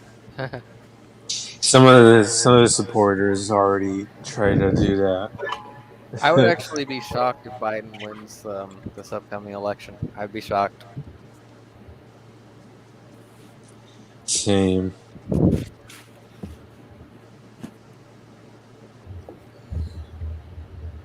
It'd be weird too, because it's like everyone expected him to lose the last election too, pretty much. I mean, it's not like people were actually enthusiastic about like what he was bringing to the table. Like all that really was a vote against Trump. That's pretty much what it was. Yeah, but this time we got to vote against Trump. So God, my boobs hurt. Yeah, voting against Trump. Do we go for red Trump or blue Trump? It's not entirely as simple as that. If you were gonna vote, I mean, like, the two of them are different. As much as the Democrats aren't gonna stop the Republicans from doing transgenocide in places that they dominate, in places where the Democrats dominate, they wouldn't do it themselves. So, like, there is a difference. It's just the difference is not as stark as, like, let's say the Black 100s versus the fucking bourgeois democratic revolutionaries. It's more like social fascism versus fascism, and there is a difference between how they act, but they work together, so neither one's going to cancel out the other. So people are going to need to stop thinking it's going to cancel it out. But, like, you know, voting for blue Trump is probably going to cause less genocide than voting for red Trump. Yeah, well, wasn't it like in the midterms, like this past midterms that were around, like it came out that like the leadership of like the Democratic Party was like funding the far right candidates because Yeah. they felt like they would be like easier to win against or some shit. That's like, oh man. they were already it's- doing that prior. I mean, Oh yeah, they always do that shit. what do you think the Pied Piper strategy was? That was Trump originally. That was the whole point. Yeah, literally, Bill Clinton got Trump to run so that Hillary could win easily. Yeah. Yeah. That was the whole point of it, so that they could get their World War III before Russia got any stronger. And while America still had the arms to do it, you know, America doesn't have the arms to start a war now. They need to make them all. They don't have the factory space to do it, so they need to make more factories. Yeah, and then they did like the idea that a lot of the leadership of the Democratic Party, like their whole shit is like they try to enable the far right and let them do all their crazy bullshit, and then try to fearmonger into like, see, we need more elect more Democrats so we can stop these people. And it's like, but you guys have power right now. Like you're not doing anything to stop them. Like, Exactly. So it's like they're not an answer to anything. yeah. Like they did the whole shit with Roe v. Wade too earlier. Yeah, they stabbed Roe v. Wade in the back. They're like, you know, fucking what's it? Nancy Pelosi admitted that she believed that the Republicans would never fully go through it. It's just scaremongering, and then backtracked on it in the middle of a radio interview. Yeah. Wasn't Nancy Pelosi like? I think there was like some clip of her where she was like saying like, "Oh, we need a stronger Republican Party." Yeah. Yeah. It's funny. It's like, why are you calling for your opponents to be like stronger? It's so weird. Yeah, and Obama The promises- filibuster must be maintained, even though I just said that the Republicans are trying to ruin everyone's lives. The filibuster must be maintained. Yeah. At the Yeah, I end of know. the day- I'll go for it. Oh yeah, I'm just saying. At the end of the day, we need to stop voting for these fucking two Insert filthy parties. Frank cut. Yeah. Yeah, I remember fucking Katie Hobbs here in Arizona. Like she was trying to run to the right of what's her face, that fascist thing. I don't. My mind's blanking right now on the fascist Republican that was running for governor, Carrie Lake. Oh, that weird skinny geezer. Yeah, it was Carrie Lake. Yeah, Carrie Lake. She was trying to run to the right of her on like certain issues, like tax cuts for businesses and shit, and being stronger on immigration. Yeah, Dixiecrats. Yeah, like she was running like that type of shit. Like the only type of thing that she was like, you actually running on was like protecting abortion rights in Arizona, and she was like, again, just using it as the right wing as a fear mongering tool. I guess. So the real debate about voting at this point is basically we either vote for any, not any party, but any sensibly left, like as in like a it could be like center left, whatever party that isn't Democrat, Republican, Libertarian Party or whatever. We can't vote for those fucking shitheads, or we just don't vote at all. But then if we don't vote at all, we're kind of being. It can lead to bystander enableism. At the end of the day, like, we've got to also look at it this way, is voting has to look at it from an angle of, like, what can it do to prevent situations? And preventative power is going to have to involve a party that could actually hold power. And so the only way you're going to get the Democrats to do anything, because they're literally the only party that you could push in government to do anything, that the only other party other than the Republicans that can have power, is through activism. Everyone's just voting for him and sitting down. Democrats ain't going to do shit if you ain't rioting in the streets. Why did Roosevelt do what he did? Because the country was going to crumble if he didn't. Make them think that. That's how simple it is. America, make them think you will crumble society if they don't protect us. Yeah, it's fucking wild that it always pisses me off when I think about it too. How fucking passionate Vosh and shit were, like the Voshites were like pushing for Biden and said like, oh, we're gonna hold his feet to the fire when he gets elected though. And then like all they did the entire time, they're doing like this Dark Brandon shit, and they're like talking about all this. They're always like trying to defend Biden. I think Wash even defended like Biden cracking down on the railroad strikers. Like that's Yeah. fucking wild shit. So Yeah. much for socialism. He also he also was like trying to run defense for Biden when it came to the concentration camps that they were putting kids in at the border. That's fucking Yeah. wild. Which, Yeah. which I wonder where those kids end up. Yeah, right. Sex trafficking, child trafficking in general. Yeah. Hmm. Would this be a good segue to the other topic, or do you Could still, be. or because I feel like we should. There's more we haven't talked. I feel like we need to discuss regarding the rhetoric against LGBTQ plus Yeah, people. because we didn't really dive into that. We kind of got really more into the in-depth nature of like what like the nature of like radical struggle against like the Republicans is going to be like, and so that bridges into the LGBTQ conversation. So it's like if we look at it this way, in America, it's not as simple as like, oh, will they give us concessions or not? Or are they going to invade this country or not right now? Because that is always yes. Like, they're going to invade the other country. Concessions, capitalism always gives some form of concessions during liberalism, just not the ones you want or need. It's always trying to buy people off, just certain sectors of society. If you're not in that group, it means capitalism really, really, really doesn't give a shit. Like, you're like not even on its radar. Liberalism is very nonchalant about this because they don't fear revolution. So they don't give a fuck about the proletariat, the lump proletariat. Get fucked. You know, you got your dividends. That's all you need. You have your social security, whatever. Like, go struggle yourself in the ever inflating economy.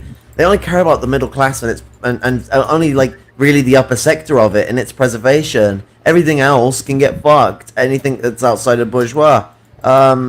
So like, we look at like what's going on now. It's not about like an argument of concessions alone, or like this argument of like we don't like your foreign policy alone. These parties have the same foreign policy. Dingus, like, oh, I like Russia or I like Ukraine. Same fucking biscuit. They're both fascists. It's a little worse to like Russia because they're like an imperialist too, but like really, you're not really getting pennies in the jar when you're talking about two Nazis fighting each other. The fucking what's it? The situation we have is a genocide is about to happen, and so like there's not really a vote that you could do right now on its own that's going to stop that. Can't vote for the Greens; they're not going to win. Can't vote for the like any of the silly stupid communist parties or socialist adjacent orgs that think electoralism works. No, like they're not gonna win. It's a two-party system that uses first past the post. Anyone who knows what first past the post will know that know how it works. Will know that it doesn't allow for voting outside of the main parties. You either get 3 or 2 main parties. 3 in the UK, 2 in Yankistan, and what's it? It's the system. It's the Democrats or the Republicans. What happened is everyone that we got in, because like let's put it this way: the reason the squad got in the Democrats is because people pushed for it. That was a people's motion. It failed because guess what? You got scumbags in, and that's not a problem of anyone that voted for him. That's a problem of the system. Like, learn a lesson, move on. But we got them in there. We need to be scrutinizing, and not like on social media or like yelling at fucking conferences. Or do that though. Still do those things. They're not bad things to do, but they don't work. Protests, riots. That's our language when we have no power. Like, turn around and have our demands said straight that we want this shit solved or we're not gonna stop. No matter what you bring against us, police, National Guard, get fucked. Sort the problem. It is not hard for them to stop the issues of white supremacy if they actually fucking put their minds to it. The fucking squad, if they actually offered people shit and were going to give it them, could win elections like that. Easily. Bernie Sanders wasn't a fucking dick shit. He could win elections like that. Like, Trump even said he was afraid that he'd ever have to face Bernie Sanders because he would lose. Yeah. He even like offered to debate Bernie because I think it was like in the last scheduled debate between Bernie and Hillary. Hillary just refused to do it. I think they were supposed to have a debate in California, and like she didn't want to do it. She And then, bailed. yeah, she bailed on it, and then Trump suggested that Bernie debate him instead, and then Bernie accepted, and then he bailed as well. Yeah, that was kind of funny. You probably expected God. Bernie to push him down so he could be like, look, the mighty Bernie is no match for me. Yeah, probably. But yeah, Bernie Sanders and the squad are controlled opposition. They already endorsed Biden. It's Not not. kidding. It's not about what they are at the moment. Put it this way. If we're getting these people in and we're making this push since the March on Wall Street in 2011 for this people's politics in America, that's the terminology people have been using. Where is it? Did people think people's politics comes from going to Democrat town halls and speaking with your senator? Or does it maybe come from doing those things, because you should do it, you should go speak to her. It's a grounding moment for any bourgeois dickhead to ever have to hear someone tell them what it's really like, you know. And I don't mean grounding in the way that they're going to realize. I mean, they're either going to realize or they're going to fucking cowardly run away from it. Like, they're going to be scared, they're going to push you aside and then give you an inference of what they think of the situation. And so these things aren't the point that change things. They should still be done because it's like contentive expression and it allows people to put their ideas out there. But really, we need to speak the language of the proletariat. We need to riot. We need to struggle. We need to stop fucking around thinking we can just drop a vote in a ballot and all our problems are solved. I will say, you do need to vote Democrat over Republicans. But you need to not just vote Democrat and think that ends the Republicans.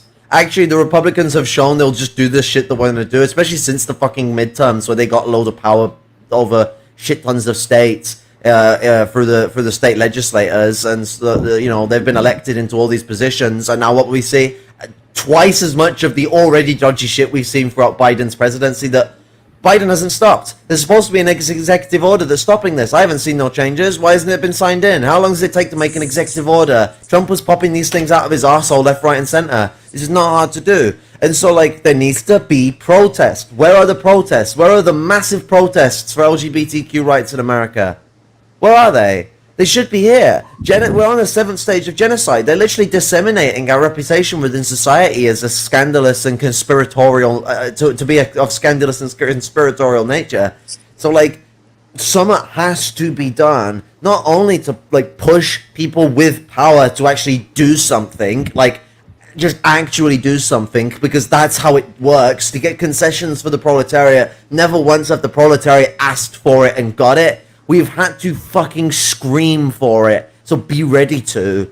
And so, like, not only to push the Democrats to maybe actually do something, but also to organize, because they probably might not. And so we need to be ready to fight. They probably might as well, but you can't rely on that. You have to be ready to fight. And in a country like America, where you can legally arm yourself, you need to illegally arm yourself. What do I mean by that? Don't get yourself on a fucking arms register in a place that has a fucking arms register. That is mad out of your mind. That is a quick way to get minorities killed. Like, quick way. You're going to get yourself added to a list, and they're going to know you're a minority, and they're going to hunt you down. If you're trans, if you're black, if you're fucking, like, you know, you're struggling with disabilities, I would use the gun show loophole if I was you, but you know, in Minecraft. I agree. Don't go on the medical marijuana thing either. Yeah. They'll put Yeah. you on that registry that you can't own a firearm or something like that. Yeah. We need to start getting armed. We need to start getting organized. I think a lot of it has to do with people, just their stupid view on history. Like, the way we teach history is fucked, honestly. You need to look at history as just constant struggle for fucking survival. That needs to be what's emphasized. No, what we get is fucking Abraham Lincoln signed the Emancipation Proclamation and freed the slave. That's the fucking liberal fucking view of history you get. And I hate... Rate your congressman. Yeah, do the Tom Hartman thing. Write your congressman, demand action, yada yada yada. No. We need to be demanding that they fucking do something while we're burning down a police station. Look at how they responded with the George Floyd protest. That gets at, that is what gets results, not giggling with your fucking thumbs up your ass after you vote. No, you have to take action. But Stop. George Floyd also shows where things go wrong. What happened before we even actually got the changes that we needed? They stopped Black Lives Matter protests. White people did, at least. There's a lot of black people that still do it, but unfortunately, black respectability politics of the Liberal Democrats and white people in the Liberal Democrats have co-opted BLM and turned it into a bourgeois black institution, like the actual organization of BLM, because there was an org formed. The actual movement belongs to the black street, but the black bourgeoisie are trying to claim that movement and turn it into something it's not. So, like, BLM is, like, falling on its ass at the moment. Why? Well, because white people all abandoned it when the police started cracking their skulls open.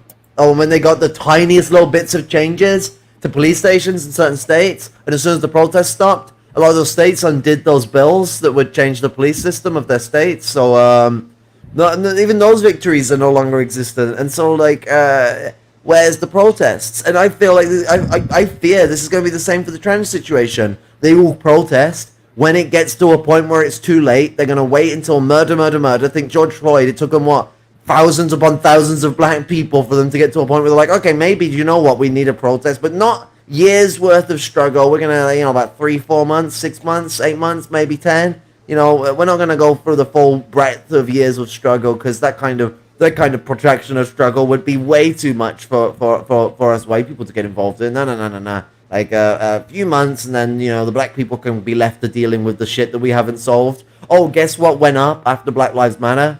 Police violence. Yeah. Also keep in mind, in response to the calls for like defund the police and all that, all of those type of movements, Biden in his State of the Union address was calling for like law and order and like increasing funding to police. So Yeah, Yeah. 2 billion for the Capitol Police, three Law and billion. Order's a shit TV show. The worst part is, like, you have idiots like, well, like my shit fucking head coworker. He literally at one point said, and I heard him say this, this wouldn't be happening. I forget what is it like? It's something about small business owners having guns to stop, or hiring private security or something like that.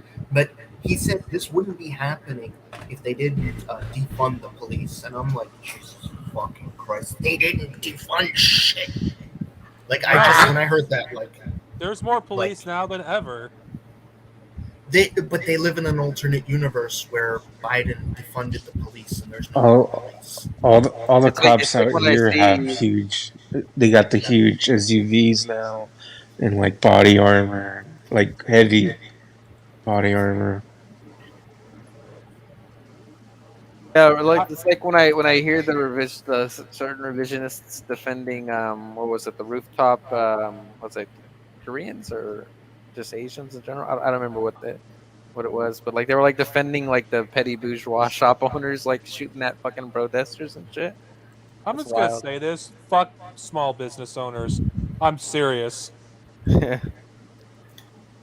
I mean, they had no concern for like anybody, especially during the pandemic. That was like, ugh, they were like, they didn't even really talk about like anything that was going on, like in terms of public health fucking crisis that was going on. They were just complaining about their loss of profit. Yeah, and that was another thing too.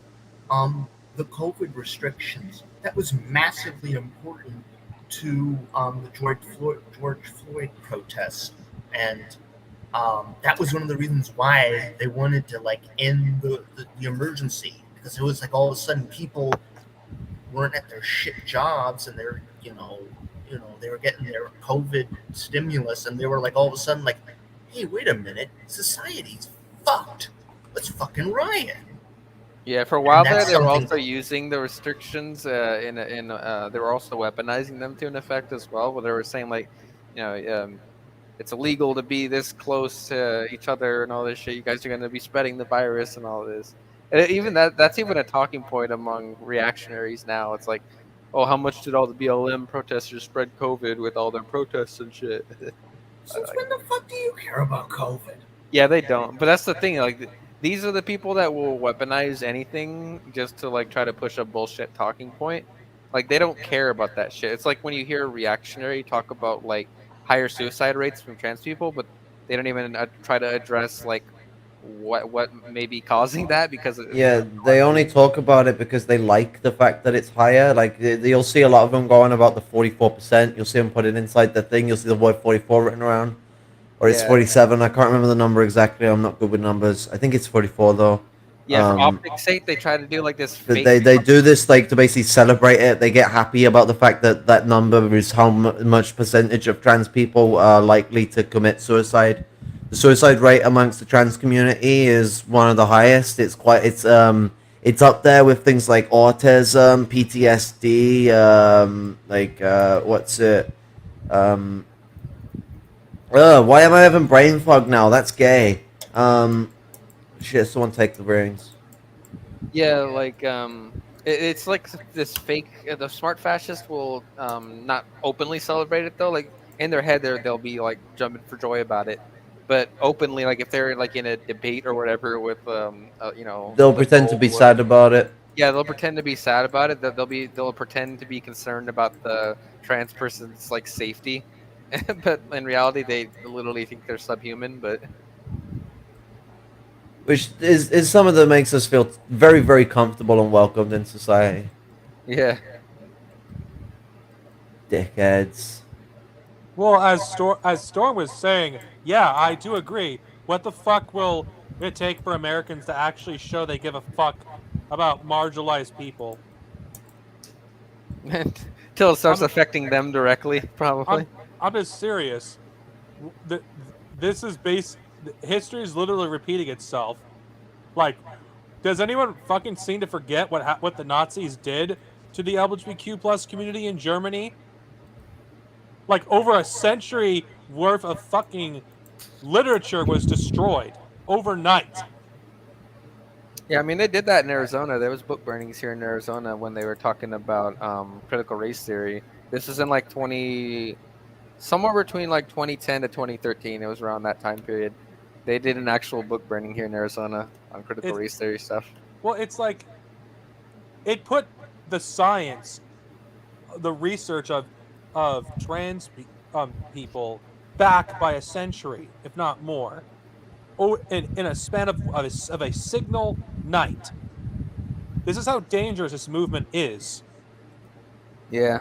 If people think it can't happen again, you fucking haven't studied history. Yeah, it can definitely happen again. They're trying to do shit like that already. Like Jews are also in danger of this kind of violence as well. They'll go after them eventually if they aren't already. The Muslims are also in danger. Like an attack on one group is an attack on everyone. And let's not even get started on how transphobia is being weaponized against black women. Yeah. Like it's not going to end. Cis people are suffering transphobic attacks as well. Come on, you would need like a quote about like some kind of quote that said first they came for the social. Garros, you're too quiet. Speak into the microphone or turn up your sensitivity. Can you hear me now? Yes. Thank you. Sorry, people are sleeping in my house. But yeah, you need a quote like first they came for the socialists and I did nothing. You would need some kind of quote like, oh wait, there is a quote like that. Yeah. Yeah, absolutely. As a disabled person, they'll go after people like me as well. It's like people need to take this fucking shit seriously. Yeah, they're also doing like a whole thing with like the bourgeois. There's like a certain sect of bourgeois feminists and like TERFs and shit like that. Like they're weaponizing those type of people too, because they're going to they're using the TERFs obviously for the trans exclusionary stuff, and other like bourgeois conservative feminists, or where they they've been doing a lot of recent attacks against homeless people, trying to frame homeless people as like these inherent brutes that are just dangerous to be around. It's like, Well, they're attacking people with autism as well. It isn't. These people are fucking unhinged, and it's no accident. I mean, these people, they're more dangerous today than they were in the 1930s. They're far more dangerous, and people need to fucking wake up. Wake the fuck up. Before you end up being a victim of these fucking fascists. I find it funny too, and it's super ironic that a lot of like liberals are like really obsessed. Well, no, there's reason to be, like, we're coming from them though about like January 6th. Like the January 6th, like they talk about it a lot, but their literal solution to it is like, oh, just vote harder. These people have no idea how lucky they were that they weren't all murdered. Yeah, that could have easily. Yeah, they're lucky that the people who broke in were incompetent weirdos. Because next time it happens, they're not going to fuck around. Yeah. Imagine if the military and the upper parts of the military actually supported January 6th. Yeah, then what would have happened? I mean, January 6th works both ways for them, though, because either they win, they take over the government, or they lose, and they get the fallen savior paradigm. Yeah. And the fallen savior paradigm is actually better for them, because when he comes back, he'll be actually seen by more people as God Emperor Trump, not one of those terms. But think about how a lot of people in Germany looked at Hitler. They didn't like all spiritualize him, but a lot of people saw him as like this great thought leader that could take anyone anywhere. Think about like the cult of personalities that revisionists formed around people like Lenin, Stalin, Mao, etc. We see the same like thing that you see in fascist society. This godlike apparition of people. They were the only ones that could think when no one else could. You know how Lenin thought? With other people! He wasn't thinking on his own. No, a lot of the aristocrats might not have thought he was thinking with them, because Lenin did this incredibly scientific thing called engaging with the proletariat. It's amazing, I know. I have to be a crass bitch about it, because like at the end of the day, this is the sort of idiocy of it all, is that like at the end of the day, like there is no like, oh, none of us could see and then Lenin saw, or none of us could see and then Stalin saw. Lenin could see because everyone else could see. That's why Lenin could see. Lenin was only rationalizing what already existed within empirics, and what already had been rationalized before him. So, like, if we're going to look at this, we have to look at the absolute nature of the situation and its relative direction. What is the relativity of the state of radical struggle against fascism, and what core elements of fascism do we need to look out for that shows us that fascism is on the rise? One of the core things about fascism that you see is its attachment to demagoguery. Not always is it an individual, but there is always a demagoguery, whether it is around symbolism, spiritualism, religion, or whether it's actually about a thought leader. And these things can intersect. It's more like an oval diagram between all of these different things, and you can get different varying amounts of different parts, like spiritualism and the thought leader normally get combined. But if you've noticed, all of these things kind of fit within the confines of Machiavellianism. Machiavellianism is a core component of fascism. It can't live without it. Yeah, it's why we're seeing like a rise in this Christian nationalism bullshit in the U.S. And there's been a more and more people saying like, oh, like Trump was a gift sent from God and shit. It's like, holy crap.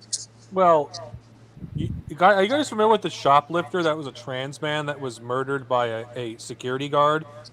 No, I haven't. I haven't looked into that. I haven't seen it.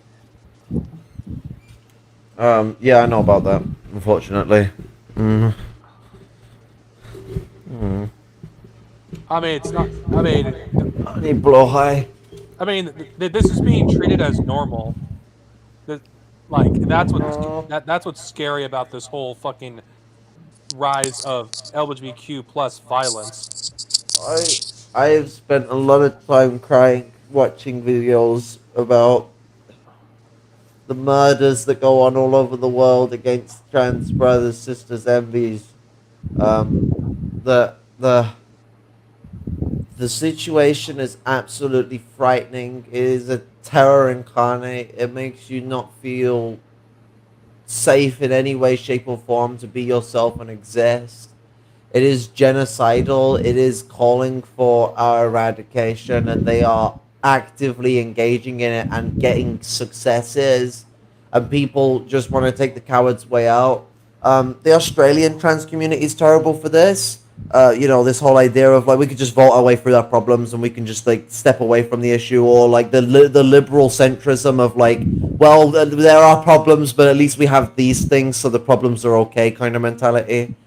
I've been talking amongst the trans community in the UK over the last few days. I got involved in a server. There's a lot of people involved in it. Oh my god, commies and commie adjacent people are so much more present. Like it's much more like commie positive inside the trans UK community. And so there's a lot of faith. There's a lot of hope there for organizing at least a good chunk of people. And I'm going to be trying to litigate, agitate, and organize with people as my health improves. And I'm going to be going to pride events that a lot of people in this community are going to be going to and getting involved with people and agitating. And so there's an avenue towards things, but this is the issue. So like when fighting fascism, the trans community needs not just the trans community. Where are our allies? Where are they? Are we just supposed to fight everything? Like, it's a liberal notion to think that a minority group's struggles is just theirs alone. Like, it's also a wrong idea to think it's our struggle either. It's their struggle, but it's not, our black struggle is their struggle. So, we don't just leave them to it, though. We help them. Whom is victimizing them in their struggle. And so, in our struggle, whom is victimizing us? It's not trans people that are making us fucking suffer. It's cis people. And so, we need our cis allies to help fight against the bigots that are cis that cause these problems in the first place.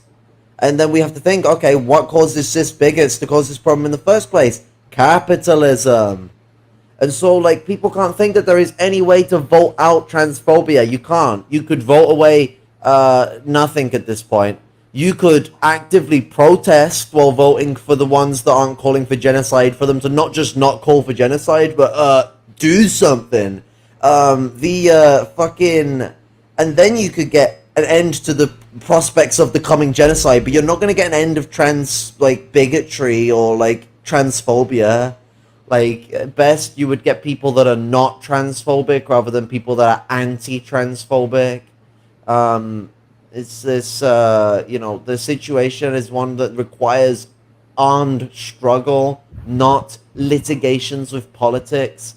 If there's at least one thing that we've learned in the first world, is that there is no, voting and it's going to save you. Like I say, you can't just protest alone. We need people in power that we could actually pressure in this direction, but the litigation is, nothing alone. It means nothing. You have to do more than this.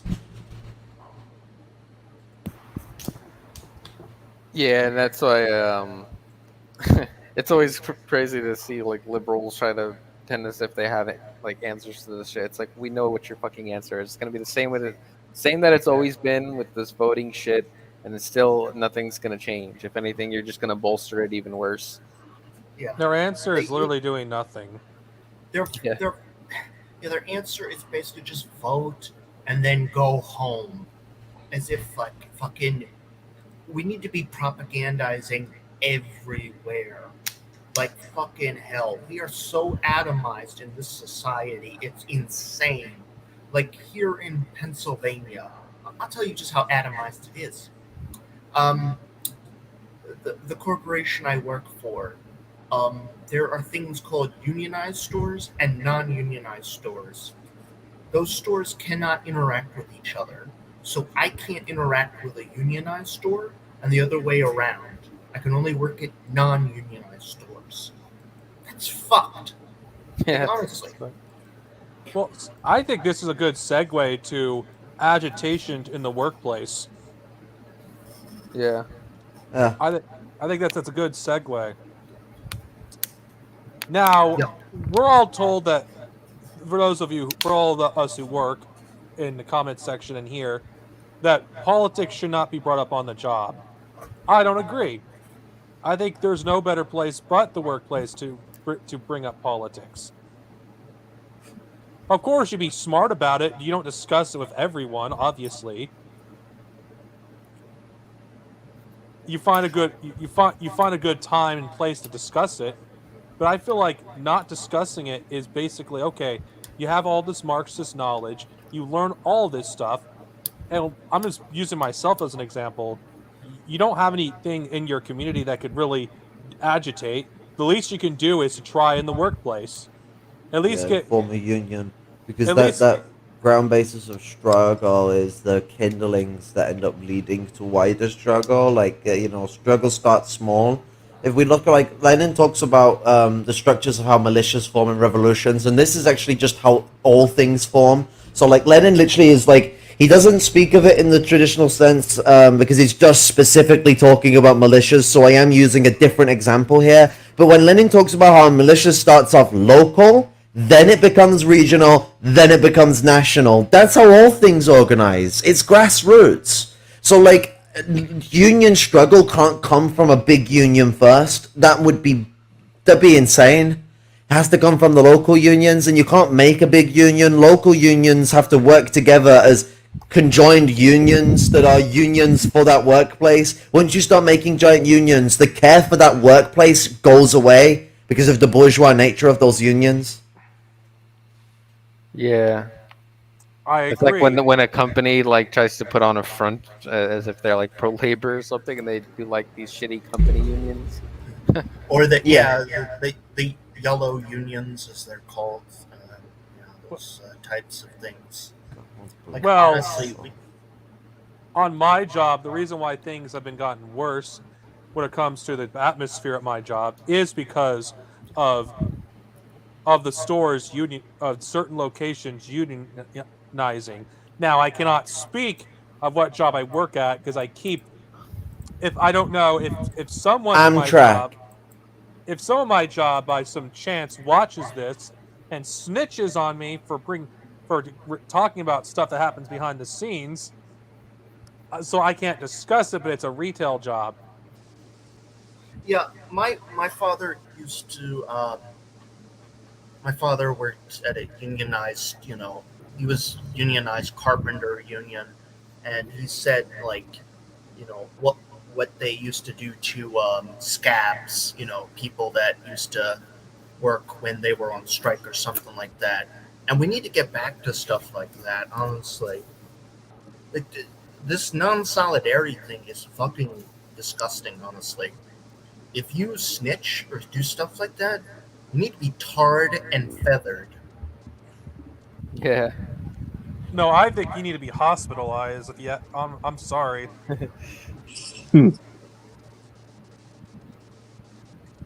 Well, I don't work for a union job. I though there I though it is easy to tell which like who's anti-union and who's sympathetic to union based on the way you talk to them. People need to fucking. I don't know. We need to do something about repealing Taft-Hartley as well, because Taft-Hartley really fucked up communist organizing and unions. It is literally probably the most, um, probably the worst piece of legislation of the 20th century.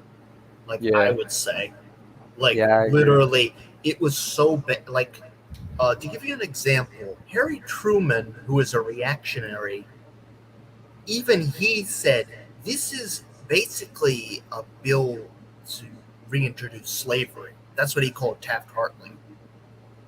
Yeah. Can you explain what that is? What? Oh, Taft-Hartley. It made it harder for unionization in the United States. Why Like, don't you guys just give bills names that actually correspond with the bill? Why is it always just like a guy's name or something? It's so annoying. Yeah, guys know this if you've researched it, but if you say the bill to restrict union accessibility, if they just named it that, bingo, makes sense, easy. This is why UK bills are just better. We don't name it like Bill Clinton and then put it through government. Well, technically, its actual name is the Labor Management Relations Act of 1947. That's the a little nickname. more self-explanatory, because I know when they say shit like that, that's dodgy. That's a better name. Yeah. Basically, they thought the unions and all their strikes and stuff were getting a little out of hand, so they had to roll it back a bit. We gotta roll it back a bit, guys. You can still have unions, but they gotta be weak as fuck. Yeah. Yeah, it was so to give some perspective, it happened in after there was a bunch of strikes in 1945, 1946. Interestingly enough, there was major strikes that happened after both world wars. I wonder what that's all about. But Actually, anyway, do you know what? There was a big point to this because basically there was a massive communist upheaval, not with the CPUSA. I mean, like workers getting more interested in socialism. The CPUSA at this time was actually too busy, like fucking around with their own dick, because they disbanded in 1942. Was it 43? I can't remember, but they disbanded during the war like a bunch of sausages and didn't reform until I think it was 1950. There was an uprising an increase of communism amongst the working class and the support for the Soviet Union, and this led to more strikes, more struggle, and this is where like not only that crackdown on unions began, but this is also where McCarthyism come from. Yeah, I mean, literally, like I think it was like literally the year after this, McCarthyism started, and interestingly enough, it was the Republican Congress that passed this, and it was over the veto of Truman, a Democrat.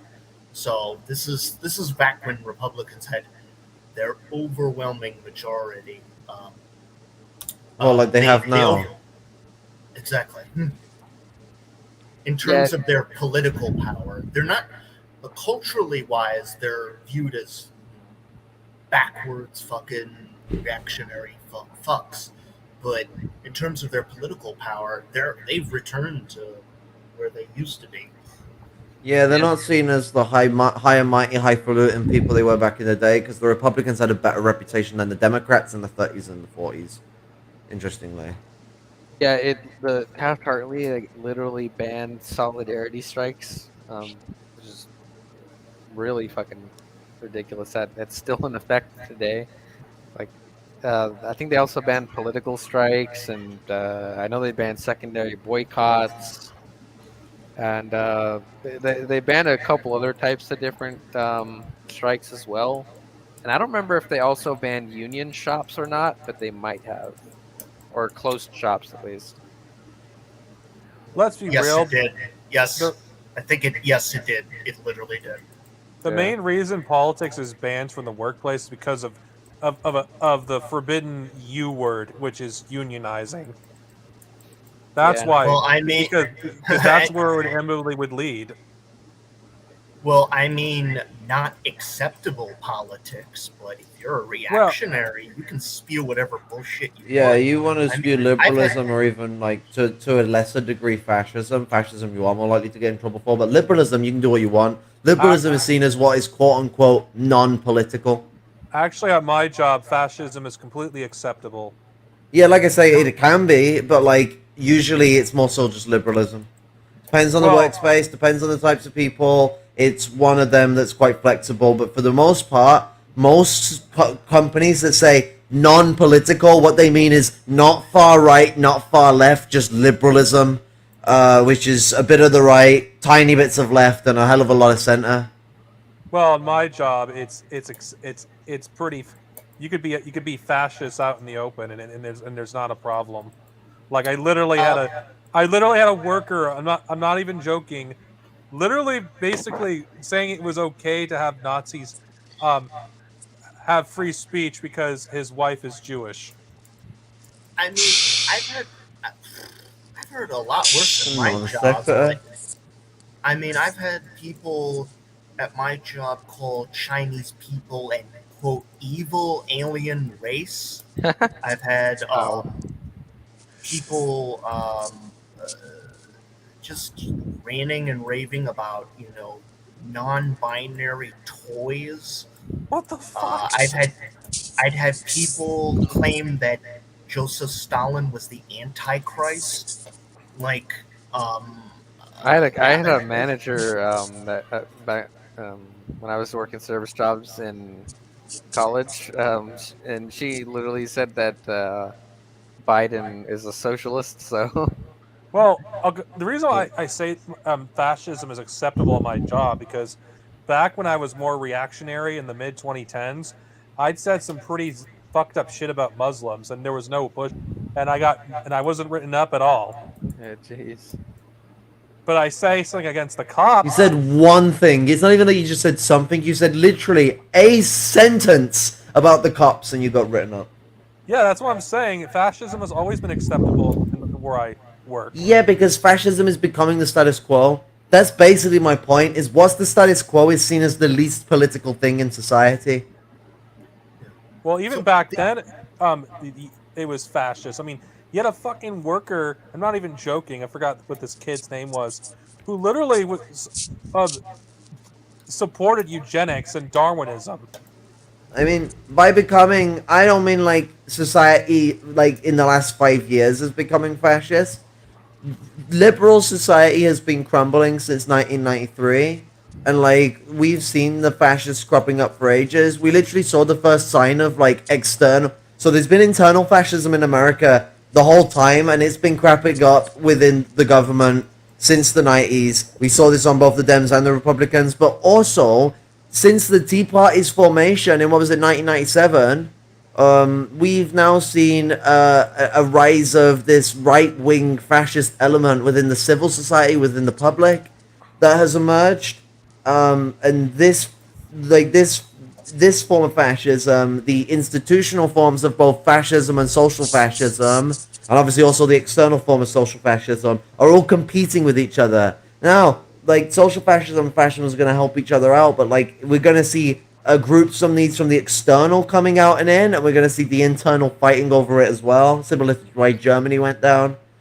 We've seen this with Mr. Muppet Man. Caleb Maupin believes he's one of the left fascists, and he's going to unite with the libertarians, who are the right fascists. This is social fascism and fascism together. He's going to ensure everyone has a yacht, and she's going to ensure everyone turns into a brain in the jar. It's a perfect relationship. Actually, I want to answer Takman's thing. No, actually, my Islamophobic comment is I was anti-religion on basically at that point. I was basically a hardcore atheist at this point. I was anti every religion, but I was more Muslim than anything else. I know it's cringe when you think about it in retrospect. So I was not a Christian at that time when I said those comments. Just to clear things up. But yeah. Are you alright, Storm? Yeah, I'm fine. Like, don't worry about it. Ah, yeah, But- fucking boobs hurt. the only reason that they will intervene in any sort of way of reactionary comments is if it gets in the way of profits. That's So, true. yes, they will, at my job, you will get, like, you could say all sorts of dumb, racist, fascist shit, but if it starts getting in the way of profits or people start complaining about it, like I have several times, you will get written up for it. You're not going to get fired, but you will get a stern talking to be told not to do that again. Oh god. Okay, I got. Actually, since most people don't know this story about what happened when I was written up for my cops comment, basically the context. There was two of my employees were talking about how difficult was to be a cop because how dangerous it was, and I was fuming with anger when I heard that comment because you gotta understand people. For almost half a decade straight, I saw footage after footage of cops shooting unarmed people like it was nothing, and the majority of the time laughing about it, treating people's lives like a game.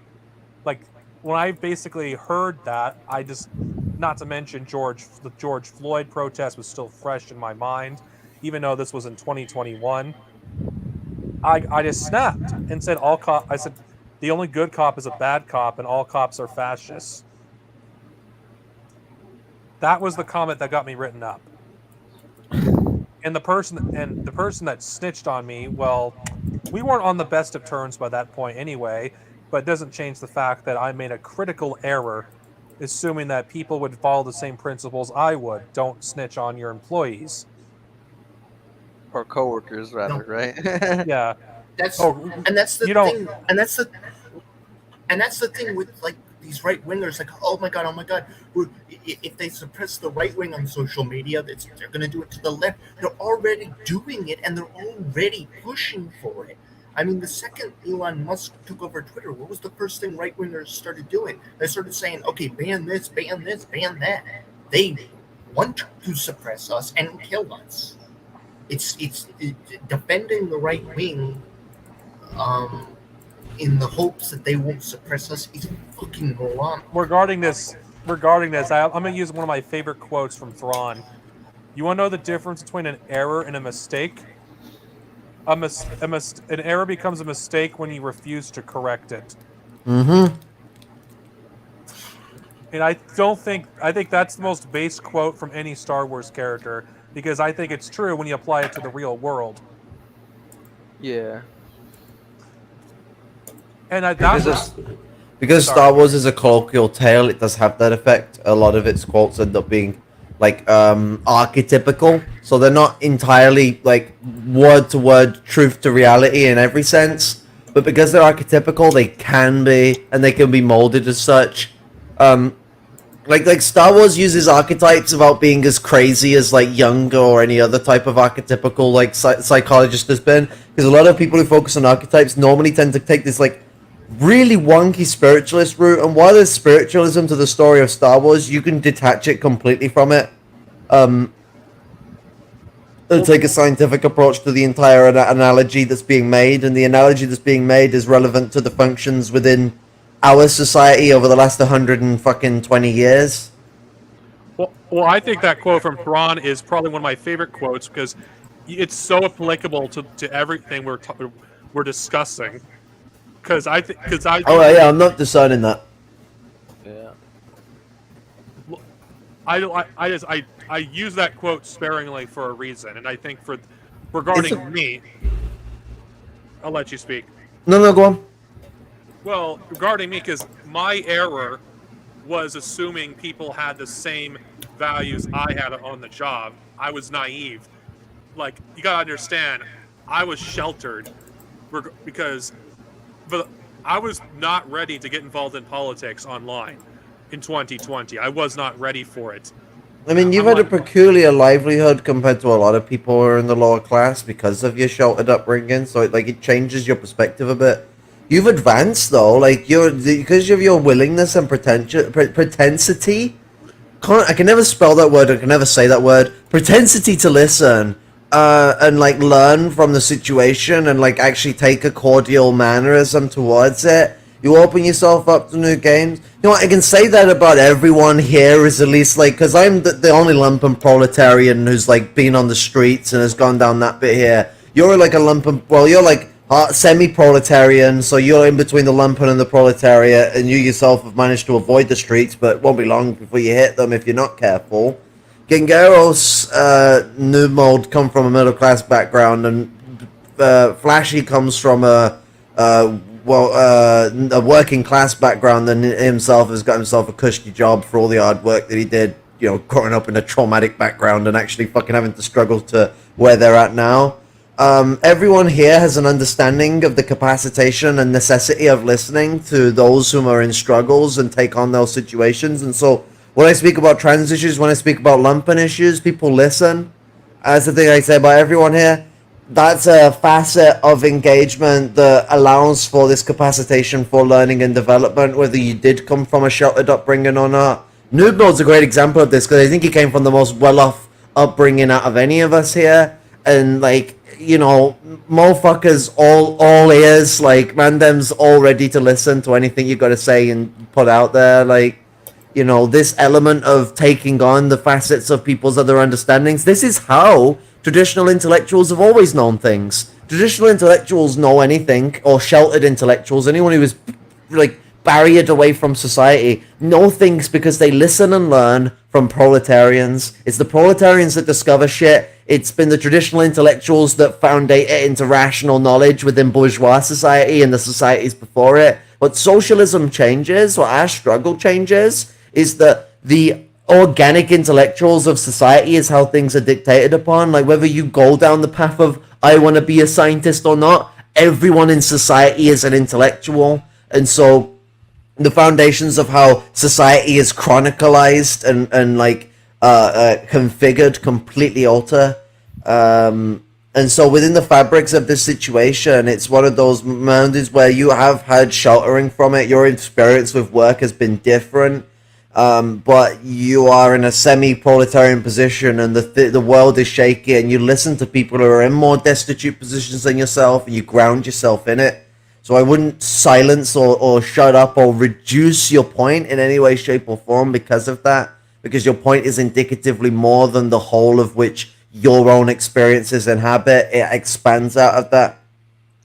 Well, another thing to take into consideration myself is I went through a lot of shit from 2018 to 2019. Like, I got kicked out of my apartment that I lived at. I lived with my dying mother for like over 7 months, and I went a few months without working, which completely fucked with my mind because I felt worthless and useless. Aww. But when I came back, I wasn't the same person, but I didn't know why.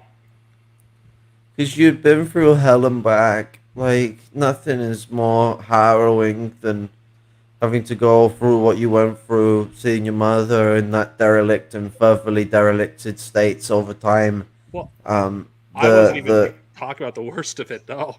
I know you weren't, I know, but like, even within this framework, this is the situation where you have this whole weighing in nature of trauma, and then you're also having to try and configure yourself around things, and you also have the nature that it is better to be doing something, because someone who's disabled, to tell you now, I'd rather be working than not. And then what's funny is a few months after I returned, no, it wasn't a few months, it was like 6 months, COVID happened, and I went I went like over 7 months of not working, and that fucked with my mind. But that also opened up the opportunities for me to actually open up my mind even more when I didn't have that opportunity before, because I wasn't living with my sister. I was living in a semi-stable environment, so I was able to study and read a lot more. I mean, I read more in COVID than I ever did. Also, not working did at least give you more time to spend with your mom. Unfortunately, I couldn't because of restrictions. Oh, that's so horrible. I did. Aww. Oh, and of course, another thing I have to talk. Unfortunately, I did a lot of streams of that dickhead Be Liberal. I'm embarrassed to even talk about Be Liberal, but it's the truth. The guy took advantage of you while you were in a derelicted state. That's not fucking... No, it's not fair to punch on yourself for it. He's not the only one that did that. Kyle Phantom did the same thing before Be Liberal. It's easy to take advantage of people who are suffering. That's what groomers do. They look for people who suffer so they can project them and make them into somewhat of their own, because a broken person can be constructed into something great if you put the work into it. It's this like bourgeois mentality of how graft works. In fact, I am glad I have fallen out of favor with my employer. I'm glad that's happened, because I maybe see just how fucked up this whole fucking neoliberal hellscape truly is. God, my skin is so soft. Yeah, they always try to find like a darling among like the employees and shit, of like oh, this person is gonna, I can mold this person into something similar to myself and keep everybody in line down there with them. Oh, that I was at one point one of them, but it's funny how all it took was for me to say "fuck the police" and I lost it. I will say this: at my job, I'm a very good employee. I mean, in terms of like organizational getting shit done, that's one of the reasons why I quit. At one point, I had a mental breakdown. It's a long story. 2015, I quit my job straight out, and I didn't have any place else to go. I couldn't take it anymore.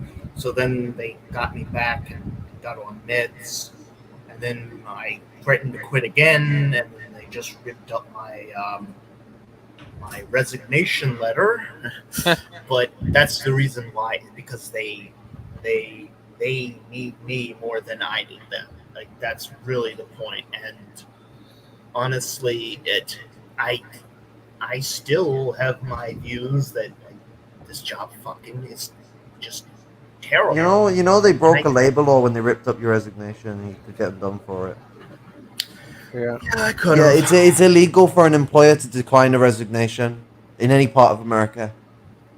I think it's funny that the company I work for has an extremely high turnover rate. Meaning people very quickly get hired here, work, And then for a they get short time. fired or they leave. Yeah, get fired or leave. Most times it's leaving though.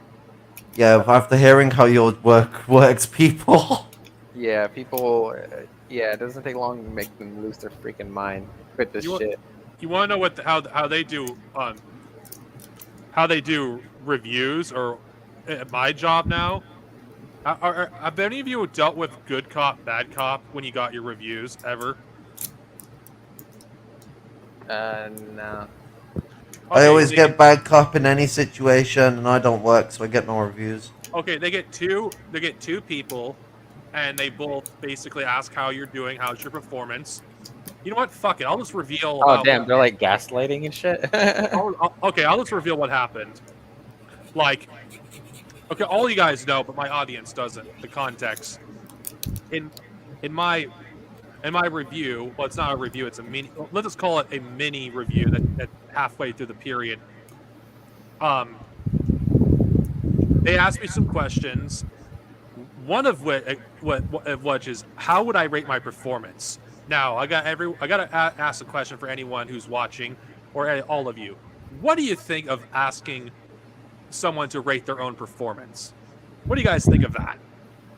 Yeah, it's stupid. It's like, well, what do they expect you to say? Like, oh, I think I underperformed this period. It's like, like, do they actually expect like something like that? It's like, of course we're gonna say like, Well, yeah, like we're slaving away here. Like, of course we feel like we're working hard. I actually told them I declined to answer.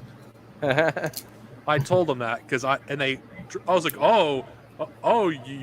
if you can't answer how well your performance is, then you must not be doing well. It's like, that's gaslighting, and I did point that out to them, and they stopped gaslighting me when I pointed out their gaslighting.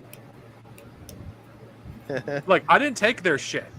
I mean, I don't encourage anyone to fucking let your employer walk all over you. There's ways you can defend yourself without getting fired. These people count on you being afraid. Yeah.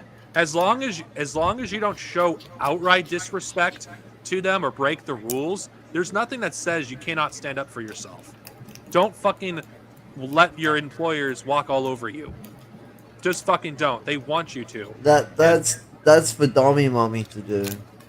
And other things too is like they're pointing out how I don't talk to customers enough, which is ridiculous, because as someone that works at my job, I probably talk to customers more than any of my employees. No joke. I talk to more customers than majority of the people that work there. Wait, why aren't they getting crap for not talking to customers enough or engaging with them enough? Oh, it's not my fault. I ask, when I say hello, do you need help? And they ignore me. It's like, wait, so it's my fucking fault? Customers don't really want to talk to people in the first place. A lot of them are antisocial. And then even pointed out how how I'm enthusiastic talking to my employees, but not to customers. Like, I even told them in their face, of course I feel more comfortable talking to people that I've known for years over strangers I'm only going to talk to for a few minutes at most. No, you gotta be like a machine. Why are you not being like the machines? We're gonna have to sell you and get rid of the machine. You better say it with a smile on your face. And for those who are disabled who are in my audience, I'm just gonna say this: these places hate the disabled, and they don't hide their disdain for us. They know that I have social anxiety because many people with autism have it. They know I have social anxiety, that I have. It's very difficult for me to be around a lot of people. And talk to people, especially if I don't know them. So of course I'm going to act the way I do. But despite that, I feel like I do the best I possibly can. But they don't care about that. These places will do everything they can to destroy your self-worth. Don't let them do it. Now, of course, what does this have to do with agitating? We kind of gone off the subject on that one, but whatever. It doesn't really matter. We've got the bulk of what we said on that one. Yeah. I mean, now, I don't know. Since I think this will be a continuation of the earlier topic with LGBTQ violence, because a lot of people from the LGBTQ community are victims of midnight productions. So, I just find that the pushback against that it could exist in the first place to be like, okay, we're really going to ignore the locals in Arizona when they talk about something that does exist. Just because something isn't like out in the open doesn't mean it doesn't exist. I mean, do you think like organizations, they don't keep secrets? Like intelligent fucking fascists don't freaking like have all their information out there. It's the stupid ones called the loud boys. They're the ones that basically have all their information out. And look what happened to them. Why is Midnight Productions and its various iterations, why does it still exist in Arizona today? Because they're very secretive, and any people that knows anything about them that can harm them, they disappear. It's like Arizona, and it's so easy to make people disappear in the state. It's like, don't people find it at least a little bit suspicious, like the amount of people that get murdered in this state, or the border with so many kids in the cages? Like, don't you think those kids do not get kidnapped either? Or the very fact that people in the LGBTQ plus community are basically used for sick fucking smut films where trans like teens get murdered. I mean, why? I mean, Jason Unruh isn't the only person that has talked about Midnight Productions. There's people on YouTube that you could find videos of. If that isn't enough, I'll give you some links to them. Like, I don't like the pushback against the very existence, like, is strange to me. It really is. Like, we could believe in like 9/11 truth and all that other stuff, and we cannot believe in this. I mean, come on. Doesn't anyone fucking find it weird that no one is willing to at least look into Midnight Productions? Oh wait, because majority of the people that talk about it are, let's see, Jews, homeless people, trans youth. Yeah, so basically, yeah. So it's like the people that quote unquote don't matter, quote unquote. It's always like the marginalized that like, oh, you're just fear mongering or something like that. I mean, I've been around long enough.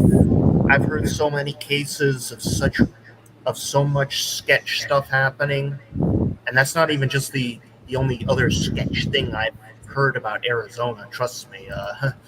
There was I'd have to look up the case, but that one case with the guy that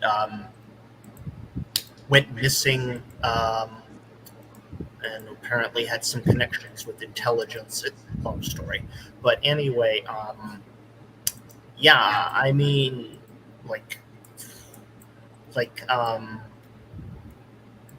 no, like these things are real. Like, like I mean, like even in places like like there's been people like Kiwi Farms has doxed known zoo sadists, people that murder animals for sexual pleasure. And there's a guy who apparently is the alleged creator of a video called Dark Forest. I'll let you infer what happens in it. And he's just walking around just fine today. Got away with it, and he's still free to this day in Washington. It's fucking insane.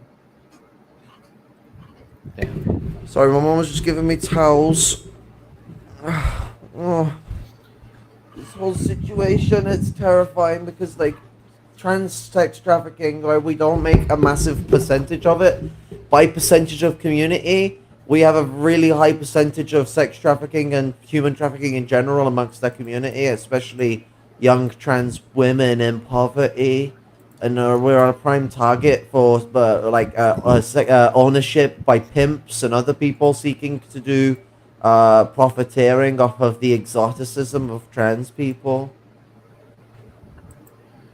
Yeah. Also, they're also taking advantage of their economic position as well too, because it's like a lot of, especially here in Arizona, there's a lot of reactionary like fucking middle-aged people, especially people that are around parent age, where they find out their kid is trans, and they'll literally kick them out of the house. And yeah, a lot of petty bourgeois and labor aristocrats who are trans end up becoming proletarians and even lumpen proletarians by getting thrown out on the streets. Yep.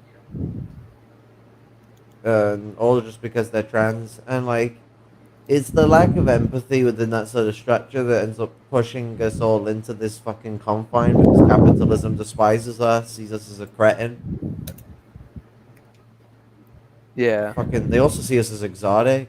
And not in the way of, like, ooh-woo sexy like we are, but, like, fucking, like, exotic, like merchandise, like gold.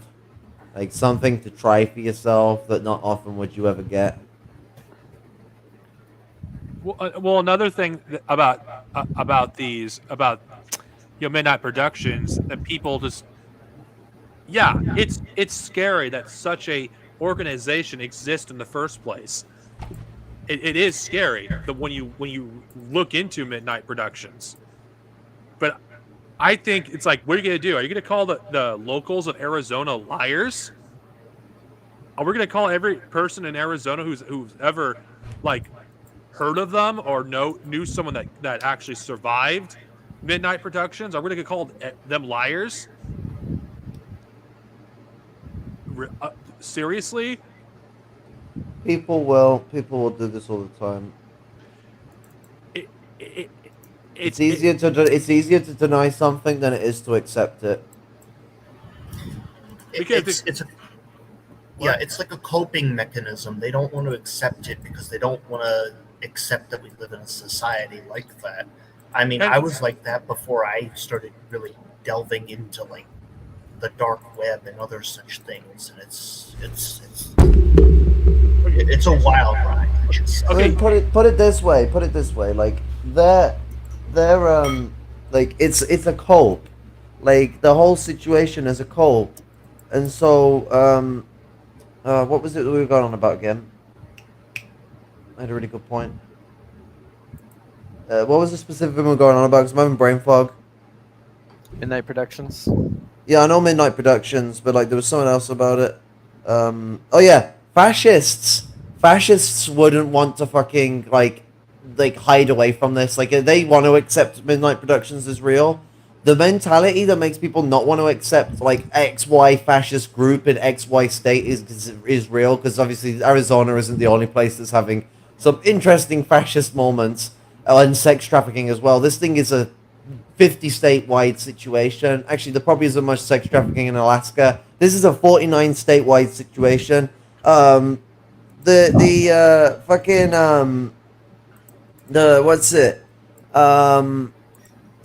so, like, this problem, it's liberalism that drives this want to not believe. Like, liberalism is a plague for wanting to just shut yourself in and cope.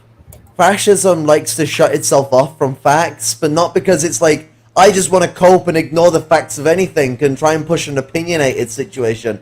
Fascists just think that actual facts are not actual facts and they hold the real facts. So, like, a fascist is going to want to accept their pseudo-factual nature of, like, the very bioessentialist, genocidal practices of Nazis. They're quite quick to jump onto that. Even the so-called "we're not really biological Nazis" Italian fascists, who always side with them, interestingly. But what's it? These groups are, they apparently want this. It is a liberal mindset that causes people to disseminate and ignore and try and push themselves away from it and have this rosy-posy idea of America as a free liberal society, and that it's the coming fascism that's going to take away that liberalism.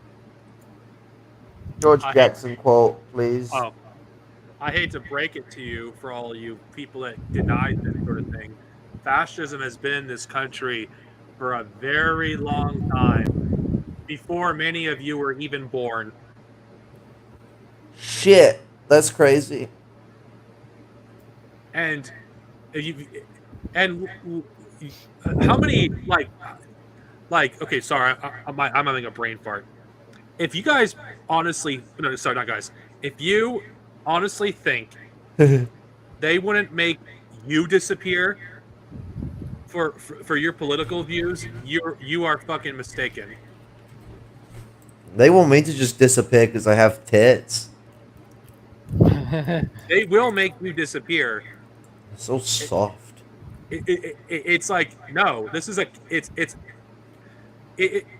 you're being a coward by basically putting your head in the sand and denying what's objective reality.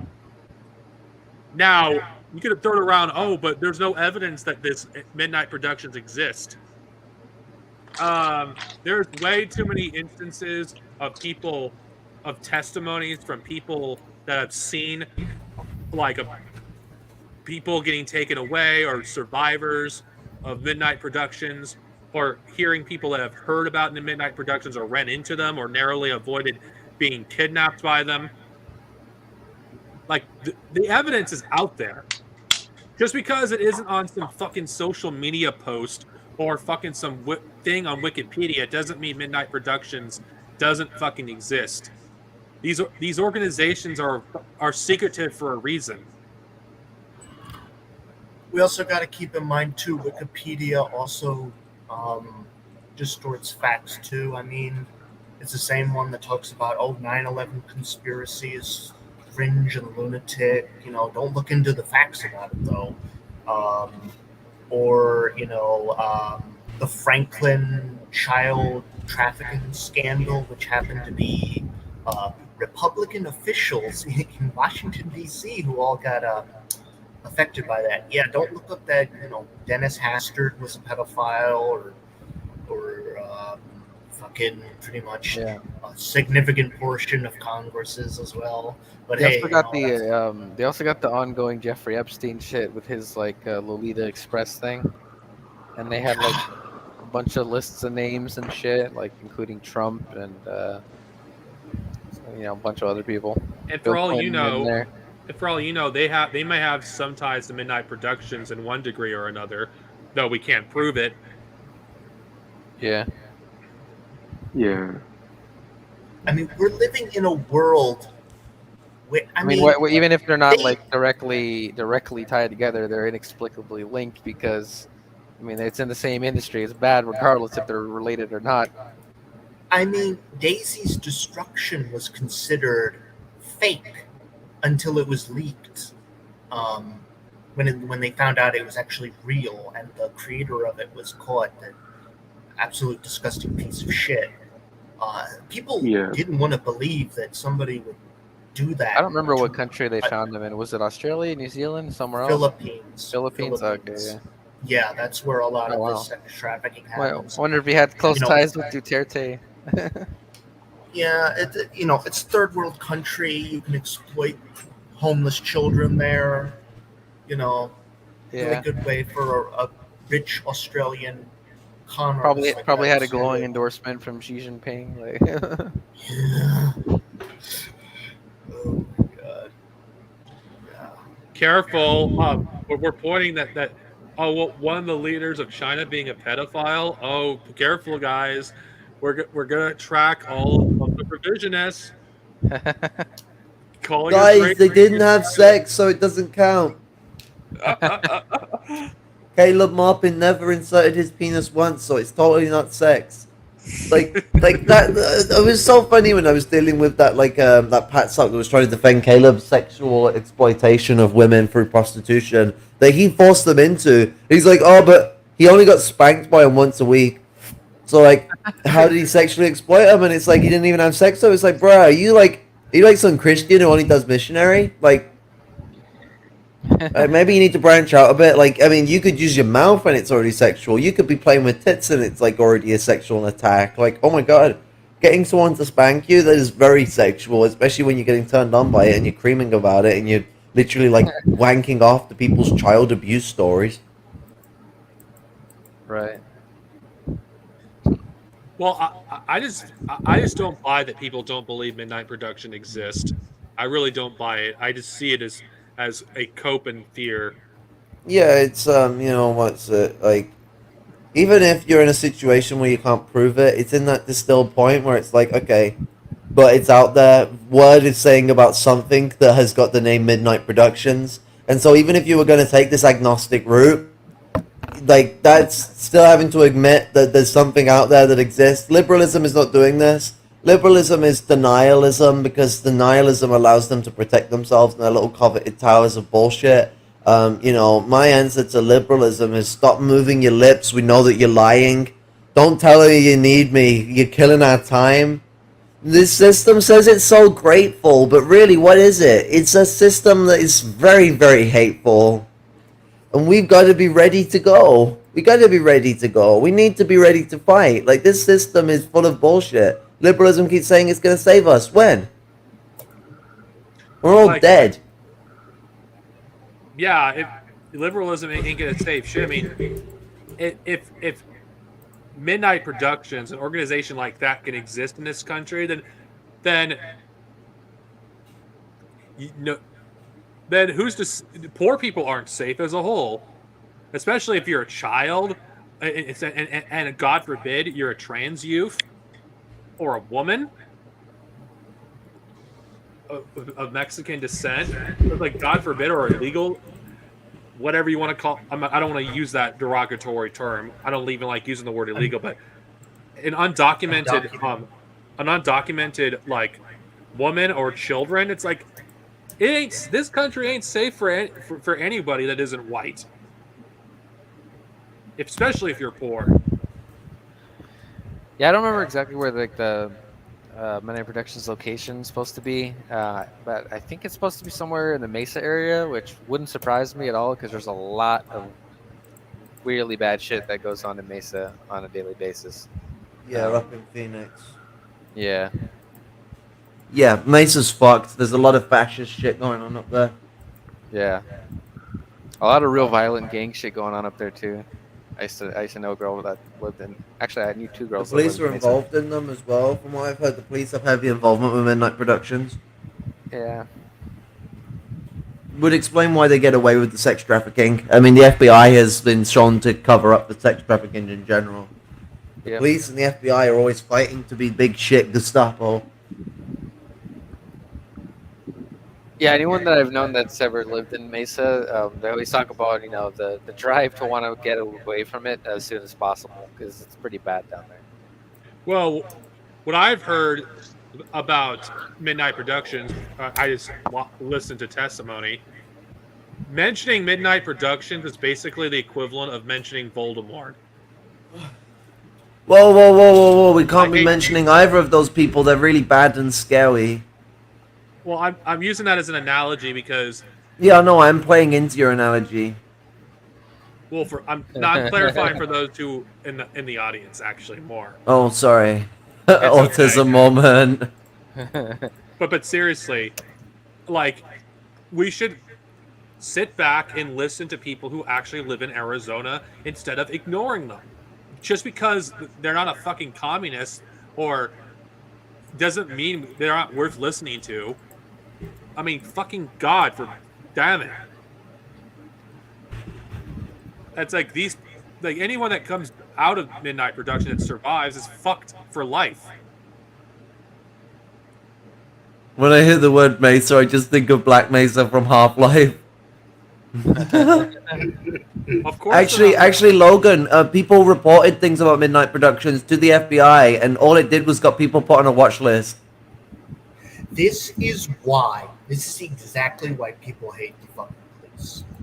Because of shit like this. There's real fucking shit going on, real fucking crimes going on, and what are they doing? Harassing fucking, a black person for jaywalking or something like that. Shooting black person for stealing pound cake. Yeah. Fucking, But if you're a Bill Cosby, you're going to join the white people and tell the black people they just gotta correct their skibbity-bobbity behaviors. Oh god, I just noticed that somebody in the chat called me Dimitra. Where are they? They're asking for my age, but they called me Dimitrov. So Oh, they called you Dimitrov. Oh, you've set yourself up on this one. yeah. You know, de facto Dimitrov. So how about some? Oh, we're gonna have to turn this into a pro-revisionist stream now. I just forgot. Yeah. Actually, guys, the correct thing is to put up a Chinese wall between the two revolutions. Like. Okay. Now. Oh, but to Okay. answer their question, I'm 28. To answer their question. Now, okay, I know I don't have I'm not the most informed on Midnight Productions. I have to research it more in depth. I'm just doing this because I don't think enough of it is talked about by communists, and a lot of them tend to ignore it. And that's a shame. A lot of people seem to just like blank on this matter because they see the name and they're like, "Oh, it's just called Midnight Productions." Oh, what does that mean? How is that just a sex trafficking? Go, oh my god, do they not know how the porn industry works? Like, oh my god, like this opens an entire can of worms because then like we got to talk into the angle of like the porn industry thrives off sex trafficking so hard. Like, and so when we're looking at this environment, we have to look at the very fact that Midnight Productions is a porn productions industry as much as it is a trafficking industry, because that's how trafficking works, how it influences itself, how it gains its strength. And so the the situation around Midnight Productions, it's getting like either gaslit as just like, oh well, it's just the porn industry, as if like the porn industry doesn't thrive off sex trafficking, or it gets gaslit to not exist because why would a company that sounds like a production company for filming be a sex trafficking operation? God, you're thinking too villainous, as if capitalism doesn't sound like a maniacal villain anytime you ever talk about it. To answer the question in the chat, gender affirming piercings, I mean, that's a very personal interaction. But if someone's getting piercings that feel gender affirming to them and that's a part of their gender euphoria, that's just sort of a normal part of transition. Like, I want to get my ears pierced, I might get my nose pierced, and maybe my lip. But lips are complicated to deal with, and like with my health, I got to be careful about things that I have to constantly maintain because I might not keep up with it. But yeah, no, piercings can be really gender affirming. It's just sort of a personal interaction. Like, one of the most common ones for people transitioning to female is obviously to get the ears pierced. I mean, have you ever heard of the whole thing where it's like you have to get one specific ear pierced as a guy, otherwise you're gay. And if you get like it on the wrong side, you're gay. If you get two, you're gay. It's like stupid shit. My mate's dad was like unapologetically heterosexual, and he got both his ears pierced. That's a Chad move. Like, guys should get both ears pierced, but no, it is a very common thing for like people transitioning to female to get both ears pierced. On the flabby bit on your ear. Yeah, everything's gay except getting fucking a guy up the ass. I mean, your mom's so gay she slept with your dad. Think about that one. That's pretty gay, not gonna lie. Cis hetero relationships. Huh, gay. I'm just gonna I'm gonna put a link in the chat for one of the videos that you guys can watch it after this. Is this the one with that lovely lady on it? The one who was struggling for drug addiction? Yes, that's the first one. Aww, she's so... Aww. Like, she's I'm going also- through so much. I'm also gonna post another link as well. This is to like the Arizona missing person case in like the 1970s, where somebody went missing and there was a search of his house by people claiming to be part of the FBI, but they were not. I mean, even if Or they at were, it least wouldn't have saved his graces. Wouldn't have saved his graces, and he left like a note. Because, I mean, these could have even have been, like, they're members of it, but they weren't acting under, like, actual federal bureau jurisdiction. Instead, were acting on their own accord. Because there have been cases of the FBI doing shit like this. Yeah, Yeah, seriously, I think we need to create a link of anything Midnight Productions related, so it's easier for people to find this information. Then maybe making a link tree about Midnight Productions might not be a bad idea. Or some form of, or a blog page, or like someone on GitHub. yeah. So GitHub's open source, I think. Oh, Well, I might have to swallow my words there. Once you find out it's not, I know. I'll create my own Midnight Productions list on YouTube so people can easily find it. Yeah, but if you make a blog, you can have it as an active thing. That's sort of the good thing about blogs. Well, I've created an Evils of Imperialism playlist, which I've created back in 2016, I believe. Which only adds the best of videos I find, though I exclude myself from these. Yeah, because it's obviously additions to your channel, like. Well, I don't want to do like nepotism on my part, or is that the word I'm looking? Yeah, and it's also like people already are at your channel, so they can find those things. It's more like these are like other materials, like external conundrums. Well, Jason is in a lot of those videos. I don't know if I have Trav on the list. Cringe. I don't know if I'm complaining about deleting them, but I don't know. Some of those he did have some good content, so maybe I'll when he was sucking Jason's dick. It's amazing how much Jason's cum can turn Trav into a decent communist for 5 minutes. That's some powerful fucking splooge, not gonna lie. Okay, like more people should suck up Jason. I was sorry. I had to take the analogy to its full point. The door was there, and I was the one who put it there. I think anyone that compares Midnight Productions as a conspiracy theory on the level of Pizzagate, it's like, what the fuck? No. You know what, as well? Pizzagate was something that blew out a situation that, like, there is a fucking, like, whole conundrum of, like, sex repository in the Democrats, but it's not through Chuck E. fucking Cheese. Oh my god. No. How stupid do you think it would be to... We're gonna use Chuck E. Cheese for a pedo sex ring. Like, oh my god. The Democrats used Epstein. That's who the Democrats used. That's why the Democrats killed Epstein. No, like, the Republicans were working with them too. Everyone killed Epstein. But, like, fuck. Like, a lot of people are pretty damn certain that it was the Clintons that fucking called the shot on that. And I wouldn't be surprised. Because it's either Clinton or it's President Trump. It's the only two people that I would expect to actually have... Actually, do you know what? No, we're forgetting about someone. Who's the most fucking... Who's the most powerful billionaire that's actually been compromised in this? Bill fucking Gates. Bill fucking Gates. If anyone can afford to pull their weight around and actually get something done, it is that motherfucker. And, like, I know there's a lot of bullshit. A lot of people do fear-mongering around Bill Gates. Oh, he's gonna, like... turn us into autistic people with his vaccines. No, I'm not doing any of that shit. Fuck off. The only problem with the vaccines produced by Microsoft, man, weird thing to admit, is that, fucking, what's it? Is that, you know, those vaccines were not created as good as they could have been because they were rushed and they were already in development to be kind of crappy because they were made for third world mine workers working inside mines that they didn't give a shit about other than to, like, stop them from dying so much from coronavirus. And so they took that, advanced it into a, quote, better vaccine, end quote, and, like, then went off of that, and then when Delta came, they had to advance it even further. Other vaccines that were created separately from the Gates vaccine, like the Cambridge one, the one that Gates forced to be private, the AstraZeneca, that vaccine's actually a more effective vaccine than the Gates vaccine, and interestingly enough, got attacked more by the door crowd and the anti-vaxxers than the Bill Gates vaccine, even though Bill Gates is their big fearmonger. The AstraZeneca vaccine is one of the best, like joint with like Russia's vaccine, which is also pretty good.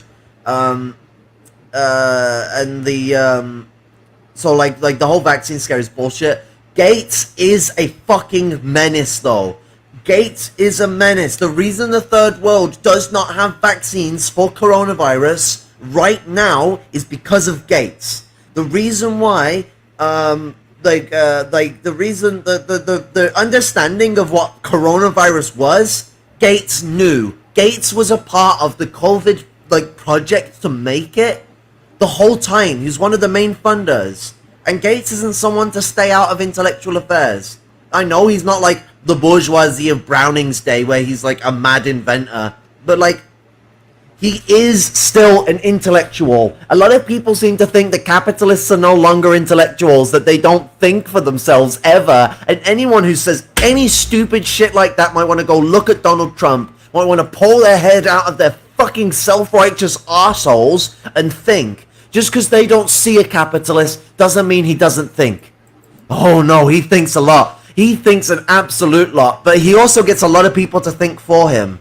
Not innately in a way where they're like, tardic, they're not thinking for themselves. I mean, like, they literally get someone to like engage in a lot of the intellectual functions that give them greater perspective. And so like petty bourgeois intellectuals, and obviously as we talked earlier, how does a petty bourgeois intellectual know anything? Via the labor aristocrats, via the proletariat. They learn from the lower class. It's the only way they can learn, and the only way they can engage on their trips, their field experiments, anything, is because of workers engaging in hard work to get them to places, to do these things for them. There are exceptions to this, but let's be real, exceptions do not outweigh the rule. It's my favorite fucking Lenin quote, but well, not my absolute favorite, but it's up there. It's a base quote because it's just simple, punchy, and he's absolutely correct. The nature of this situation that we have unfold is that the bourgeoisie do the same shit.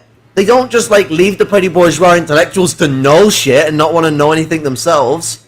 They don't know everything. Bourgeois people are fucking limited in all capacitation to function, and they also have a massive infatuation with their business and their empire that takes up a lot of their thinking space. However, bourgeois people are trained from a very young age to think very drastically, very expansively. That's why they look at their business in a short-term manifestation, but think about how wide it is. It's short, but it's wide. They have a wide berth of thought. And so when we look at the way that capitalists operate, they do very much interact with petty bourgeois intellectuals. They do learn from them, and Gates is a fine example. He is a very intelligent, crazy fucking man. He's a very powerful, pedophile, billionaire, capitalist piece of shit. Like, he is not a moron, though. And he knew what was going on with where he was funding his money. He always fucking does. He's not a dick shit. He's one of the most powerful capitalists in the world. And this is not me trying to fetishize him. This is me trying to point out that he should not be underestimated. Yes, what the fucking right are saying about him is bollocks most of the time. Like, they are talking out of their arse because they want to push anti-vax shit that weakens the lower class and the disabled and the black community and the trans community, people who are more susceptible to poverty and therefore more susceptible to disease. They're trying to, it's purposeful, it's obvious. And so, like, they use Gates as a scapegoat, but Gates is a problem. He knew about the coronavirus. The American government were helping fund it. They knew about the coronavirus before China warned them.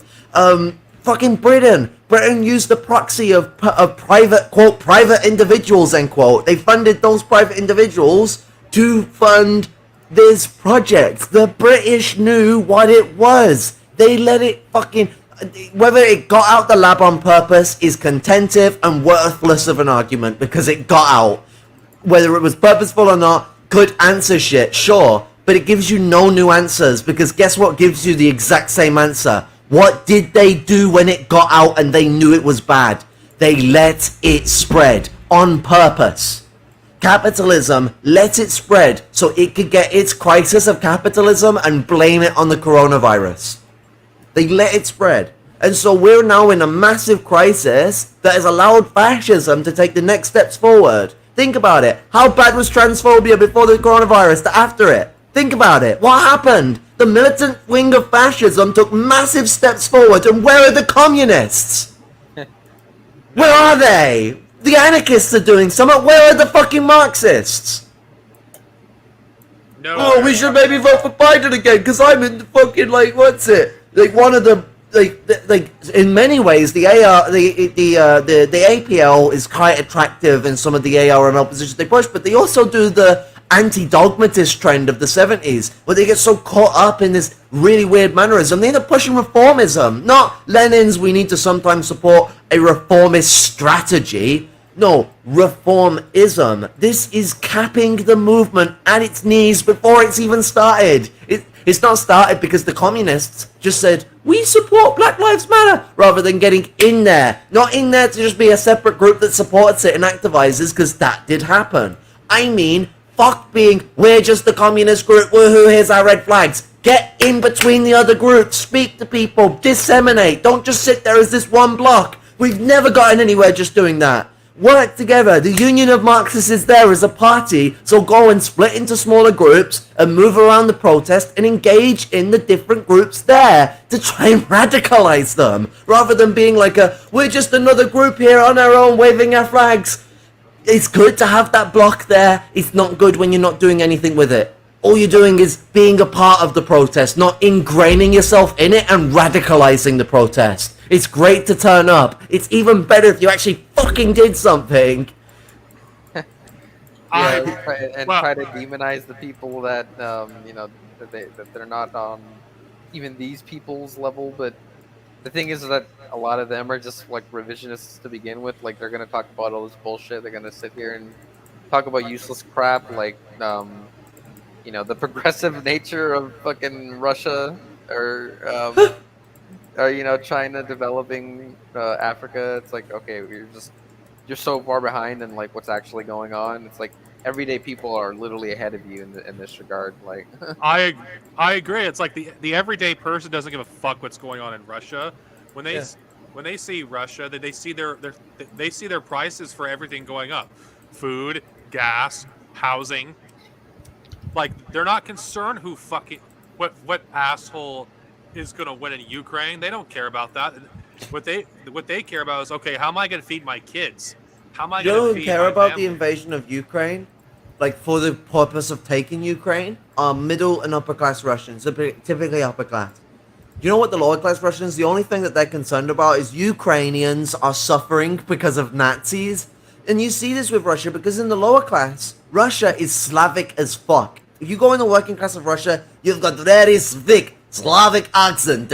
You go into the upper caste of Russia, you're going to get the more Germanic Russian accent, where it's more Swedish, it's more accent. This is a cultural interactive thing.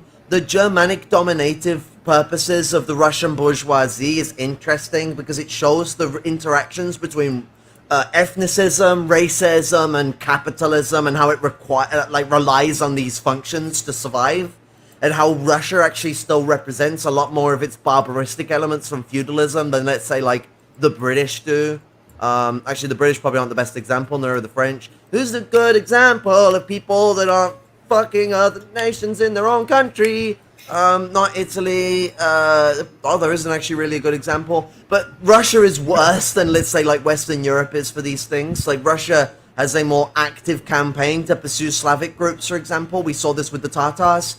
Like, Britain is still genociding the language and culture of Celtic regions in the UK, but we're not literally taking Comreg people and moving them to Shropshire. Like, the Russians literally took Tatar people and crammed them in the middle of Russia. Yeah, jeez. Oh, and we're massacring people as well. Yeah, but Putin and Russian imperialism, they play a progressive force in the. welcome to the voice call, Kotsky. It's been a while. I mean, they're. I am now Dimitrov's strongest soldier. Just letting you guys know, I'm gonna be gone for a second because I need to use the restroom. Continue without me. No problemo. Yeah, it's like fucking hell. We've had a year of the war go on, and what progressive things have come out of it other than um, um, us getting a hashtag on Twitter called what was it again? What's the fucking Wagner Maoism. Wagner Maoism. Jesus Christ.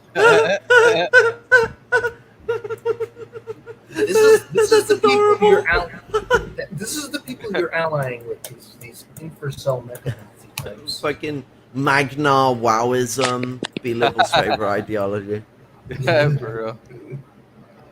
And then we got the Wagner group in like Africa. Fucking which country? What did that happen in? Sudan. I thought Yeah, Maoists were just a bunch of machine-breaking jungle trots to these people. It's so weird how, like, one minute they're like, Maoists are a scourge, and next minute they're like, we're the real Maoists. It's like, make your fucking mind up, Mr. Hitler. And ow, my fucking boob hurts. Shit. Well, yeah, it's- like they got the Wagner group fucking out here like at odds and having conflicts with fucking China now too. It's like, But guys, they're not part of the Russian government, even though they are part of the Russian. And then you got Yeah. people like Dugan saying that Gramsci's a fourth political theorist. Gramsci would be fucking criticizing Dugan in his writings right now if he was alive today. Like, Gramsci always wrote commentary on thought leaders. Yeah. I mean, we saw this with his comments on Mussolini's movement. Gramsci actually has in my opinion, the most clear-cut analysis of the rise of fascism in Italy. Look at the two fascisms in 1924. It's a good piece of work. He's focusing on the militant wing of fascism in what he's saying. Take that into consideration. But everything he says about how the militant wing of fascism works is absolutely true. And he does kind of slightly mirror things Stalin's saying, but he does not go into the moderate wing, like, at least from what I've read of it. I haven't read all of it yet. I also find it funny that there seems to be more and more people that just don't even understand what Gramsci's saying. Because like these are the type of people that would like say Marxism, Leninism is populism. but They're also the types of people who would say that Gramsci is not an ML, even though he literally called his party Marxist Bolshevists. Like, you know, his party's ideology Marxist Bolshevists. yeah, I actually prefer the name a bit because I don't like. I already didn't like the fact that like it's centered around Marx a lot when Marxism was something that was born out of like a lot of like. In ways, organic events occurring and them being rationalized by Marx, Engels, and other fucking other people of thunk. So like, but like, it's like everyone's name all the time. It's one of the. It's the only. Blah, blah, blah, blah, blah, I can't say my words. It's one of the things that really fucking pisses me off with like Maoism as well. Is it's like I just don't like the name fetishism. It's like. No one person ever came up with any idea or any ideology. That's dingus brain thought. Some people like I get like why it kind of exists as well though, because there are like seminative thinkers who push the boundaries, and that is what Lenin, Marx, Engels, Stalin, Mao represent. But that's where I kind of prefer symbolizing them as like heads of periods of thunk rather than them being the be-all end-all name of like the ideological ground bases. So I like the name Bolshevism. I think it's like it's accurate, it's well-meaning, and it doesn't like dissociate itself from the right movement. yeah. Yeah, that's one of the reasons why they originally called themselves, Marx and Engels, they called themselves scientific socialists. And honestly, that's a God, that ends up being a buzzword for being a fucking leftcom these days. yeah.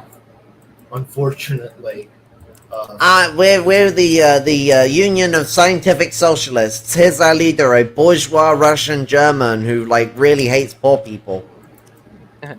Honestly, I've never seen a leftcom call themselves that. I've always seen like dangoids call themselves that. Honestly, is it really? It's the left. There's this faction of like left comms and even like the right comms as well. The fucking right opportunists. They come together in this sort of like we're all scientific socialist stuff. Like you know if you're not in with our ideas, you're not scientific socialists, and they push the unipolarism and the whole like Kautskyism of like imperialism has reached this point where it is the NATO imperialists that dominate everything, and when the NATO imperialists are destroyed, we reach post-imperialism. And that like it's not true imperialism because there is no competitor. It's like, oh my god, no, this is adorable. You're so wrong. You're so wrong in the funniest of ways. I mean, literally, the fact the EU and the Americans exist as separate entities and haven't formed like INGSOC or something. To be fair, INGSOC might not be the right name if Europe's involved because it wouldn't be all Angloid, but knowing the English, they wouldn't accept it unless they could go that way. The British leaving the EU, throwing a tantrum because they're not the most powerful empire in it is a good example. But the,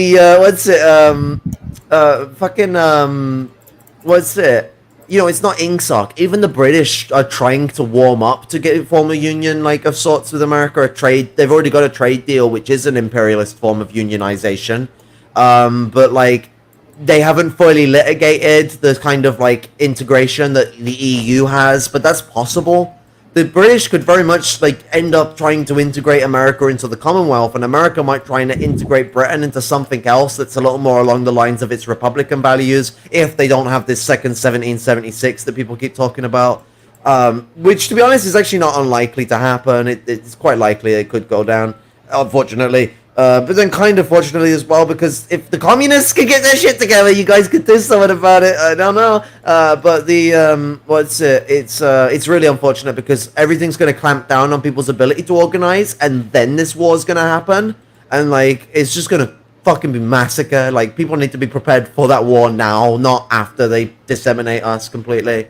But, the British and the Americans are likely going to fucking try and work something out, and either one is going to want to come on top in this situation, but either one's going to be accepting of whomever wins because, like, they need each other right now. The British just left their only ticket to survive as an empire right now, other than Canada, kind of, technically, sort of.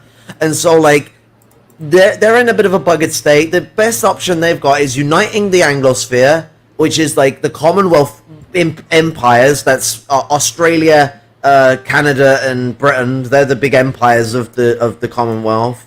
And India's in the Commonwealth as well. I forgot those guys, but they ain't gonna merge with us, so just forget I even mentioned them. Oh, and they want to try and get South Africa involved as well. This is where the Kanzak idea came from.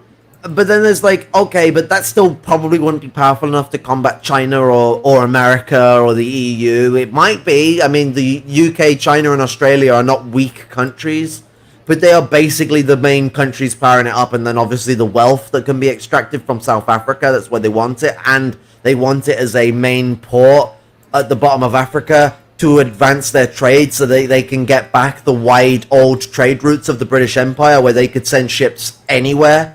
Like, literally, if you form Kanzak, the British get so much freedom over the seas, it's ridiculous. But still, what if they involve China or America? And that's what I feel like the split is between the Democrats and... Sorry, the fucking America, go away. The fucking Labour Party and the Conservatives is that they want to either join with China or they want to join with the United States. And we have seen the Tories literally doing this. Does anyone forget about what was going on under Boris Johnson? Did anyone see closely? Second largest contributor to NATO. NATO is literally a US-led union of imperialists. There's conjoinment of trade between the UK's British Commonwealth, mainly the Anglospheric countries of the Commonwealth, and the American Empire through the trade deal that they declared in mid last year. There was like wide discussion of an advancement of Britain and America's presence in the world and how they reflect upon the world. Basically, America and Britain are getting to the point where they're realizing the Anglosphere is really losing its influence, and they're afraid that the Franco-Germanosphere and the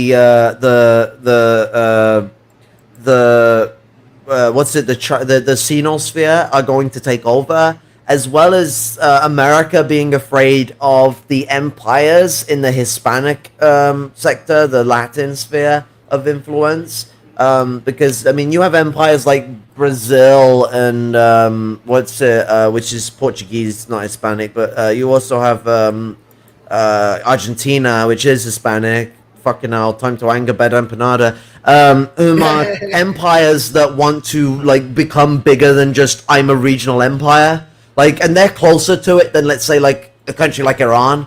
And so like what you're seeing is, like, in this situation, you're seeing the rise of these empires all around the world trying to rise up. India the same, trying to compete, and all these empires know that, like, okay, India, Brazil, Argentina, they're not going to take like the hegemony yet.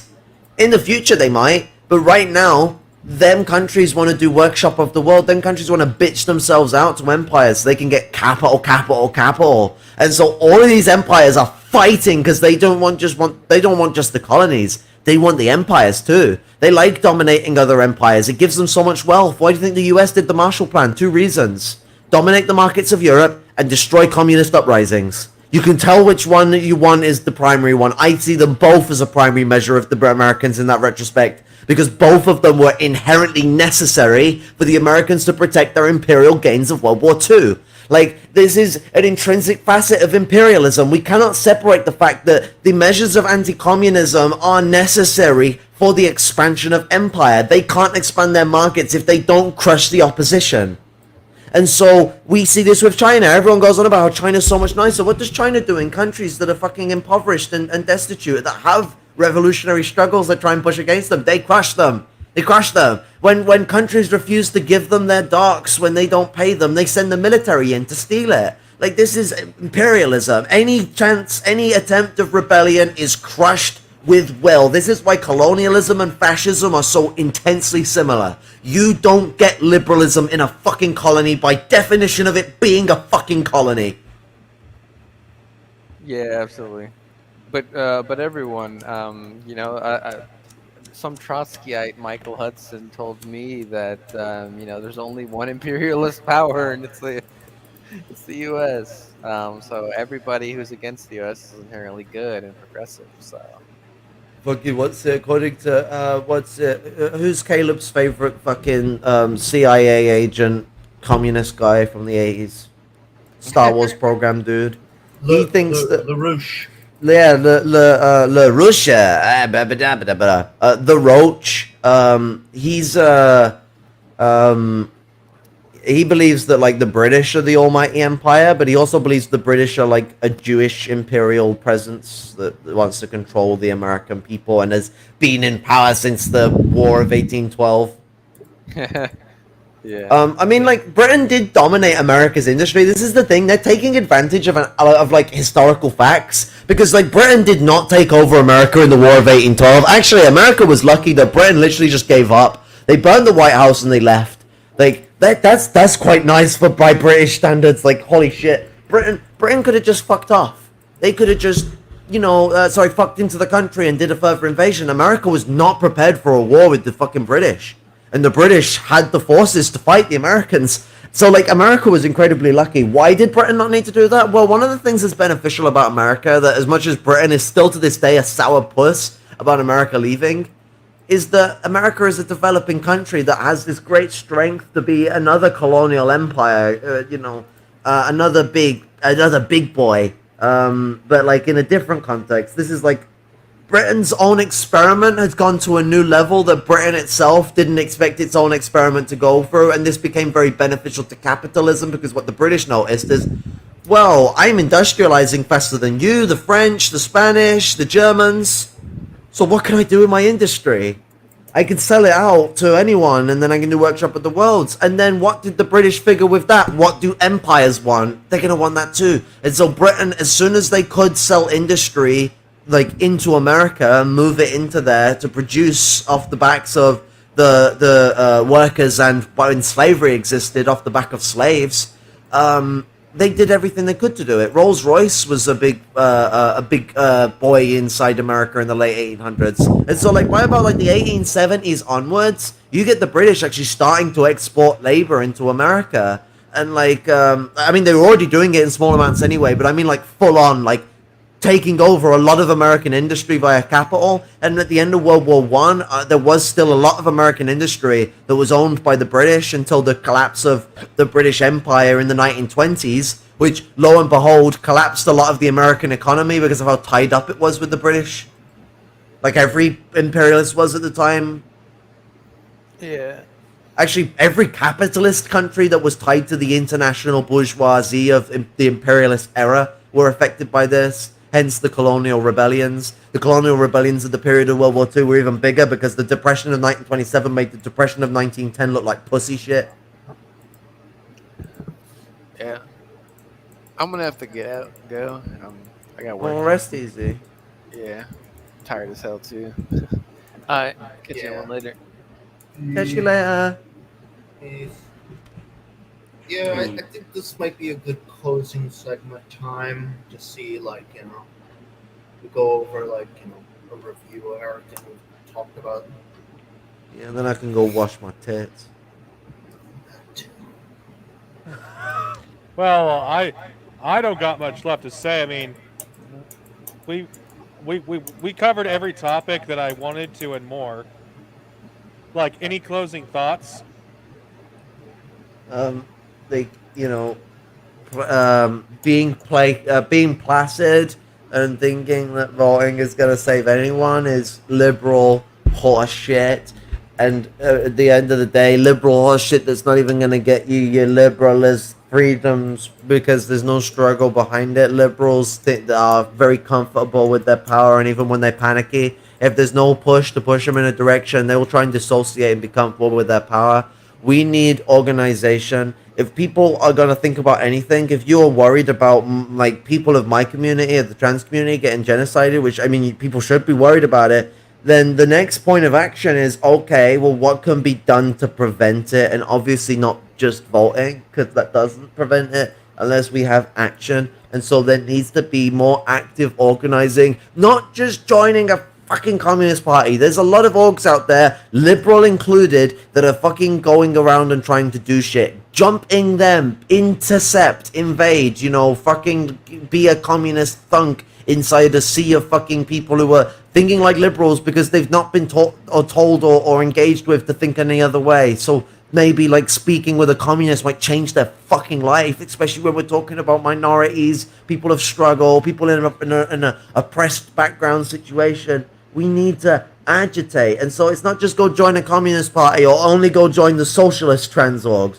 Go join fucking like liberal ones. And not just for trans issues as well. We need like BLM orgs being formed and shit like that. These need to be as local as possible so that they can function properly and be interconnected. This is the process of struggle. If we do not engage in this, it is genocide time, baby, because like voting Democrat or voting Labour is not saving anyone. If you belong to any of these groups that are going to be targeted in the future, disabled, any black, or any other undesirables by any of these fascist states, you better stand up for trans people. I mean, like, we gotta put it this way. The part of the process would involve voting for the opposition because, like, we need them in power if we're gonna pressure anyone to do anything. But, like, that's it. Like, that's the only reason for it. Like, otherwise, it's preparing to fight. Like, the only reason you should be doing it is that if the fight doesn't have to happen and something gets pushed back, then we can, hoorah. But literally, the main primary focus right now is preparing for, like, in America, fucking civil war. Like, holy shit. Like, America is gonna fucking burn before long because of where it's going. And so, like, trans people in America are gonna be one of the first trans groups in the first world to meet the acts of genocide. And Britain's trying to compete for that first place. And things are getting pretty nasty. And so people need to find ways to arm themselves. People need to find ways to protect themselves. And people need to understand that if you're going to put a vote in for anyone that could get into office that isn't these maniacs, they ain't gonna do shit to stop the maniacs, and we'll let them do their shit unless you pressure the living life out of them to the point where they can't exist without having to deal with this pressure. Yeah, I agree 100% with that. And we need to take a book out of France and start. France has really been ramping up its protests recently, and the Anglosphere has to start catching up as well. because if not, we're looking at straight up a genocide at this point, and these fuckers want to kill me too, just simply because I'm a fucking communist. Not even necessarily because I'm part of like any marginalized group or anything like that. Being a communist alone, you get the fucking helicopter rides. Yeah, but I get to have a pink star, so that makes me better. Shit. Well, I'm disabled and I'm a communist. That was the funniest response you could give. That's a double woozy for me.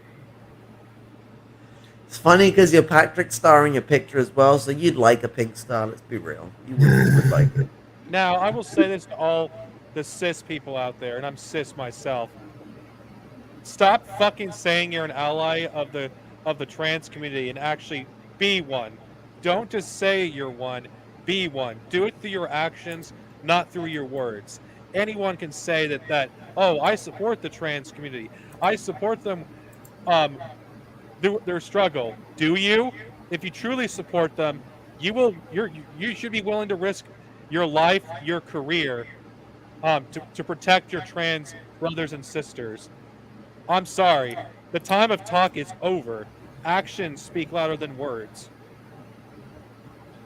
Yeah, if you're like a trans ally, you will be, you know, you can transfer, certain things over state lines, like say guns or other such things, stuff that like trans people need, HRT and other such things where it's being banned. Like, we really gotta like start, thinking outside the box here. I show up to a gun store as a cis white man. I can get all the guns I want. They don't give a shit. They wouldn't know anything better, and I can give it to fucking whoever I wanted. I mean, like, actions speak louder than words. With the yellow streak that's down our back, we look weak with our tail bent between our legs. If we're going to actually stand up for anything, we got to come at it on the attack. And anyone needs to know, you got to crawl before you walk. You have to crawl before you walk. You have to struggle. You have to fucking go through it. You have to suffer. There is no easy way to just walk down this street. This street is no easy road. You have to crawl before you walk. I agree. And that's the experience that we have actually living through this shit. Actually having to be a trans woman in this crisis, you have to fucking crawl through hell and back to survive.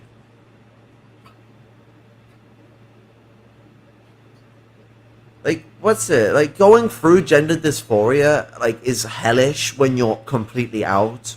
When you're in, like, a situation where you have to deal with this duopolist world of having to be incognito or hide yourself or disguise yourself, it puts you in this situation where everything is so virile because you're constantly having to deal with misgendering and dead naming. Like, this is an environment that most trans people have to deal with because of the fucking lack of acceptance in society and how it is, like, in a lot of places decreasing, and a lot of places increasing as well. We are getting allies, but not enough. And by allies, it's more like adjacent supporters, not people that actually want to get in dirty and struggle.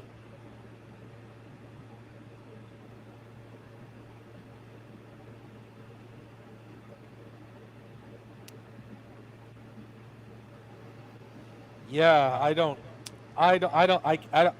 think I could add any more to that.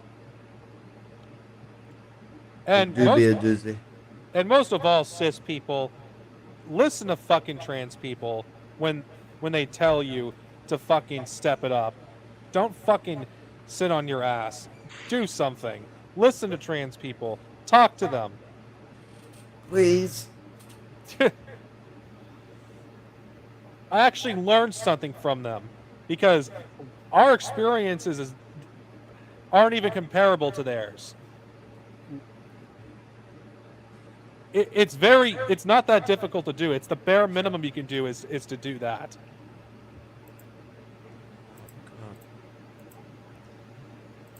And Storm, I'll let you have the last word before I end this stream because I feel like it's appropriate because most of this stream has been on the hate on the LGBTQ plus community. I mean, we've got to unite against the rising fascist tide, and you've got to instigate into groups, agitate with these groups, and organize.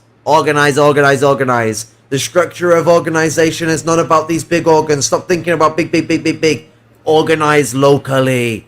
Don't think big, think local. Think big after thinking local. Thinking local is the first measure of thinking big. You must always consider the big, don't ignore it, but think.